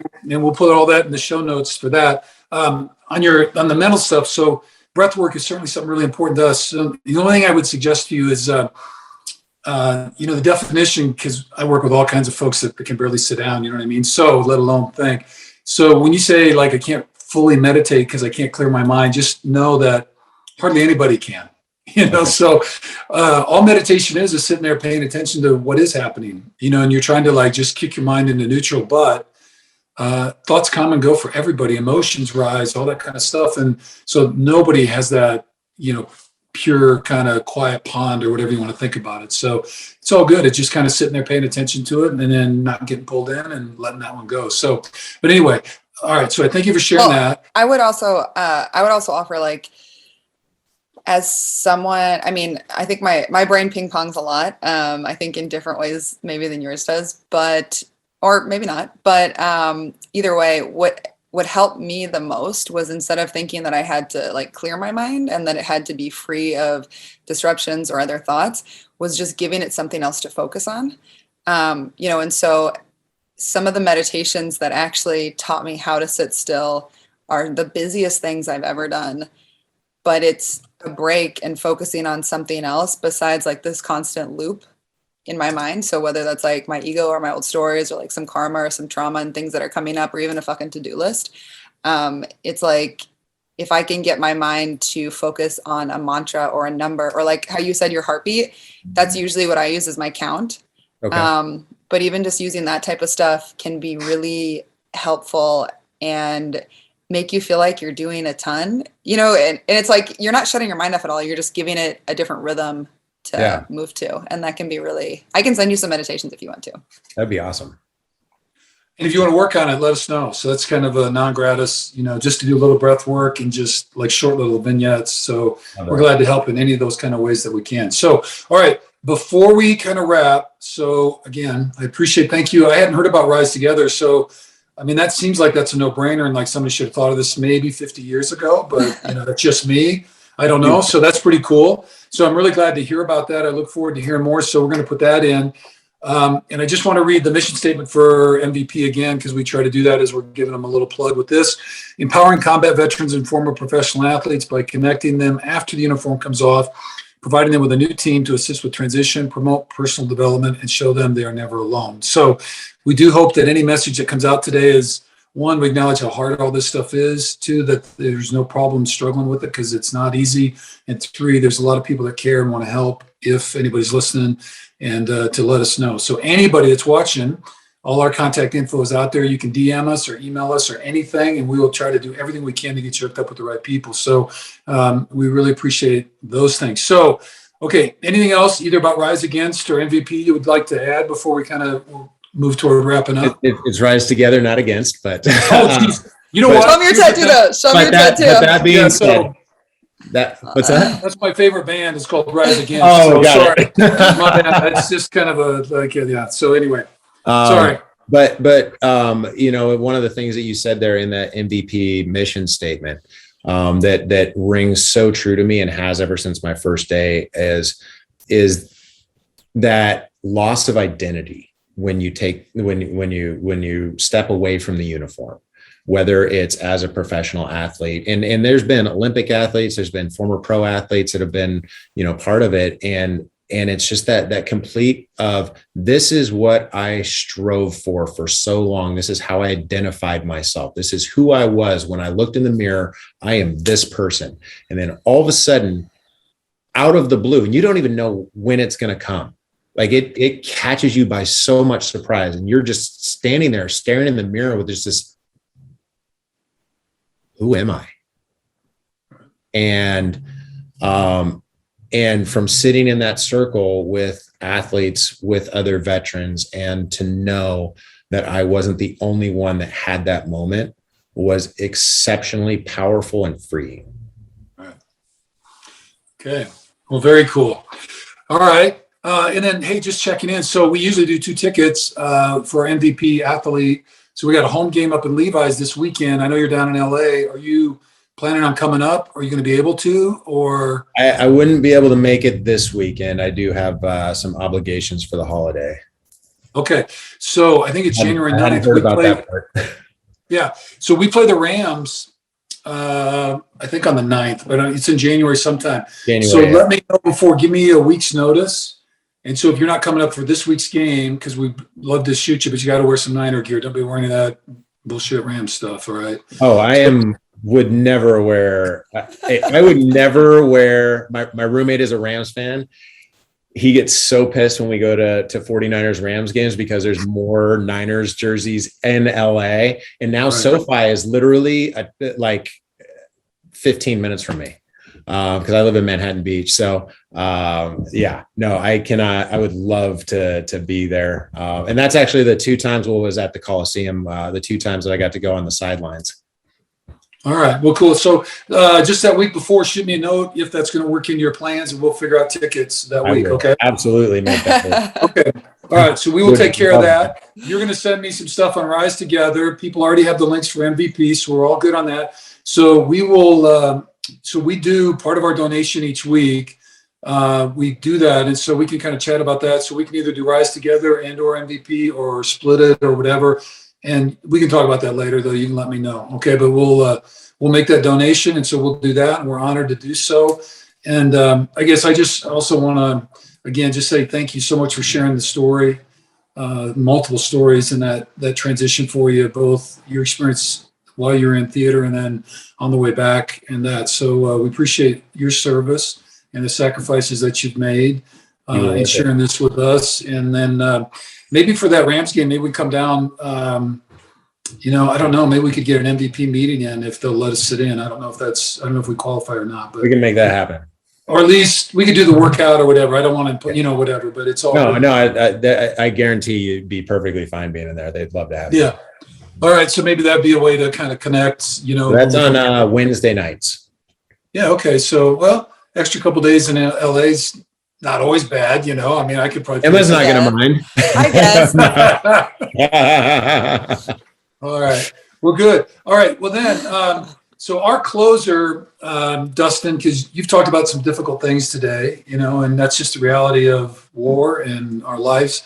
But we want to end on kind of a note as at least some of the things in your life right now that you're either looking around to or participating in that give you hope, just as we're kind of, shutting this thing down. So what are the things right now that are giving you hope in your life as you're looking out? The emerging vets and players have absolutely been loved this organization since day one. And now with my work that I'm doing with Rise Together, and the opportunities that the opportunities on the horizon, that if we can pull this off, and the changes that it can make to the transition of our veterans out of the military service, that really inspires me. During COVID, this was something that also really helped me. It was actually during COVID, during the lockdown, during the pandemic, quarantine, whatever you want to call it. I actually started taking some acting classes, and it was awesome because it forced me to explore and tap into emotions that I hadn't allowed myself to feel. And so that, I actually shot with Vet TV like 2 months ago. and it was just really fun, like being around some other veterans and filming some spoof sketches from real shit, from real type experiences and stuff like that. And it's become one of my favorite hobbies of just, whenever I can, I just, do something with that. But it has been so helpful for me and therapeutic for me to explore that stuff. It's very, like, your whole story has been really interesting, how you just kind of like fell into these therapeutic things, and like for me, fitness is like Bible, like fitness, 100%. you know what I mean? Like, I've been a gym rat since I was 17. Yeah. Right. So it's like that is second nature to me. And I know it's not to everybody else, but even acting like that, you're having the awareness to kind of bring that energy to it is really cool. And, maybe a little divine, shall we say? Fair enough. Well, do you still play volleyball at all, Emma? What? Do you still play volleyball at all? Ooh, I do. Are we about to get in a sand league or something? Well, when it's not NFL season, we shut it down during NFL season. But when it's like February through August, we play every Sunday. We just walk down to the beach because I live like 4 blocks from the water in Manhattan Beach. And we go down, we take a couple coolers. We have like anywhere from 15 to 30 people that show up on Sundays, and we go down, we just do like a round robin of 4s and just have a blast. So if you're ever down here on a Sunday, come on down. Dude, I mean, I might just be like reliving my 24-hour fitness glory days. Like, hey, come work out at my gym, 24-hour fitness, come down to the beach, play on the sand. Dude, college Emma is ready. She is ready. That'd be really fun. Okay. All right. Lubu, you want to add any hopeful things? Ooh, yeah, I guess the thing that I was thinking was, I think it's like, for me, hope lies in when I can kind of give it to myself, and when I can put kind of some words to my emotions and identify with what I'm feeling, and then that I know how to move my body. And I think it's interesting to kind of hear all these MVP stories and how different people who have gone through like vastly different things that I've ever gone through or ever experienced rely on the same type of like therapeutic energy. And I guess the other thing would be just how you said, like, as a personal trainer, and then as in your acting class, and then like just showing up for other things, like you were forced to talk about things. And I think that something that, like, a dialogue that has been going on in my head lately is like, the doubt, the darkness, like the shadow energy kind of creeps in when we start to bargain with ourselves about, is this really that important? Or do I actually need this? Or is it like, like, what's one day, right? Like, what's one day, what's one meeting that I missed? What's one time that I'm not on my mat? And it's like, that adds up. And something that we always say is like, you're on an elevator, right? So you're either going closer or farther away from the life that you want to lead. And I think that, like, when people are hurting, and I know there's like all these different levels of it, and I'm not trying to try to like fit people into a box or anything, but at the same time, I think like forcing yourself to show up and be part of something bigger, or even if it's just to one other person, can make such a huge difference in getting all these like heavy emotions and energies out of us. Cause like, for me, like when I'm feeling really anxious, or I feel like for me, it hasn't really been a ton of depression, but like I can catch some serious anxiety vibes. And like, if I let myself sit in them, or if I try to take that energy on and and I identify with it, that's when it gets really dark and heavy. And so when I can see this just as like energy that I have to move through my body, so whether that's talk therapy, yoga, breath work, or, we have a Zen center where we live. Thank God, it's so great. But any of those things, it helps me to just move the energy through my body and not identify with it so much. So that was a really long-winded answer, but hope and being forced to talk about your shit. That's move your body and talk about your shit. That's my answer. Number one, talk about your shit. If you hold it in, it'll eat you alive. Yes. All right. You went off there, Em. What the hell? So anyway, okay. And the only thing, the hope I'll just add, this is the kind of rub for me, I think, over the last number of years, because I've always been, the workout for me has always been a way to bury that stuff. And you feel like it cleanses your body because it releases it. But I think what I learned in that, it was a form of spiritual bypass for me because I had the stress and I had anxiety, and I don't mean to share, like with combat stuff. I don't mean that, but just life and all those kind of things. We all have our traumas. I don't look down on anyone just because their stresses and their life experiences were different. It's all relative to your life. Right. But what I learned from that is that I would cleanse it. And so it felt, my body felt relieved because of the exhaustion and the fatigue, the sweat and all that kind of stuff. But then what happened was I really wasn't circling back and dealing with the underlying emotion or the mental stress and all that kind of stuff. And so I think it's good to kind of use the movement in that way. And I think meditation can do that too. A lot of people, because I think when I first got into it, the breath work was really good, and I could do the mind kind of stuff, identify with my body, and I could push all that stuff out, but I really wasn't walking into the fire. Where the shit, the core of what was causing the stuff that I had to deal with. And so I think that's part of that balance. And I think the hope is maybe the fitness stuff. And I think that's why MVP kind of fits that together. You do that kind of release, you're calmer, you're a little relaxed, you're a little bit more in touch with your core self. And then you can sit down and have those harder conversations where you have to identify thoughts and emotions and share it with people. And it's kind of in facing those fears and those pains and the wounds that we carry, and then being able to share them with other folks in that way. And same stuff that you were talking about, Em. I think that's, the pathway at least a little bit toward that healing process, you know what I mean? So, but just, I guess the hopeful thing for me is encouraging folks, whatever obstacle or whatever you're resisting, there's a reason. And I'm just going to tell you that eventually it will come back to you. So you might as well go right into it and just take care of it. So walk into that fire. And people have heard this one, my favorite quote, one of them from Joseph Campbell, that the treasure you seek the most is in the cave you most fear to enter. And, if you want peace, then you better open that cave up and take a dive. So anyway, okay. Well, Dustin, we've been rambling. Geez, Em, look at us. Well, I want to add one more thing. Oh, here we go. But I think that's so interesting in what you say. Cause so many people, when they are reaching out to me about yoga stuff or mindful awareness or anything, it's they don't know where to start. And I think for me, what I found is there's no right place to start, but if you can move, if you see this shit that you're dealing with as energy and that you just got to move it, wherever it is. And sometimes you can identify, for me, anger lately has hit me here, just right, kind of my neck, a little heart area, but just right in my chest. And it's been really this strong sensation lately, this is where it's been. And so for me, it's if I can just identify with that and then move my body and move this energy. And sometimes it's literally just going for a walk and not being on your phone. Exactly, Bruce. Exactly. So cool. You're so move cool. it, baby. Release that energy.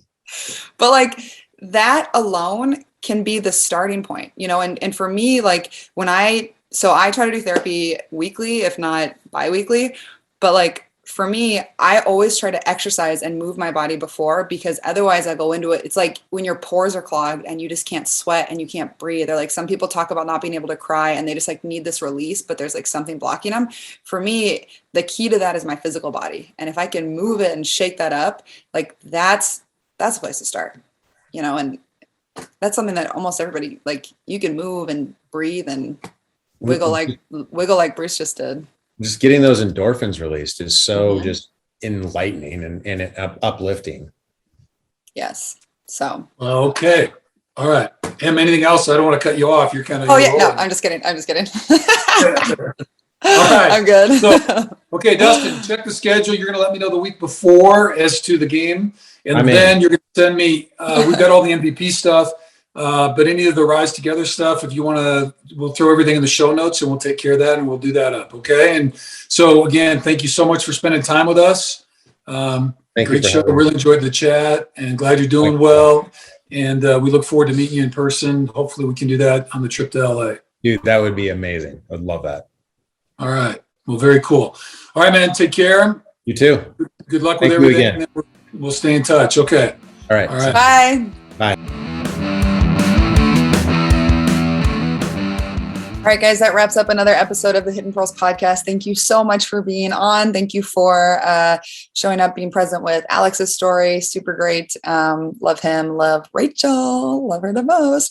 And then also thank you to Dustin for being on and sharing his story. There's a lot of energy in this show, and there's a lot of really powerful tools that I think we really got into. So, it takes a lot of courage to show up for our shit and to really be present with what's going on. And so if you are walking that path or you are on that journey, just know that we are sending you lots of love and compassion, and that you have a resource and a team in us if you need it. And so we consider you all part of our family, and we're super, super grateful for everybody who makes this show what it is, from our guests to our listeners to anyone out there. So thank you very much. If you would like to do us a favor and leave us a review, you can do that on Apple Podcasts or on Spotify.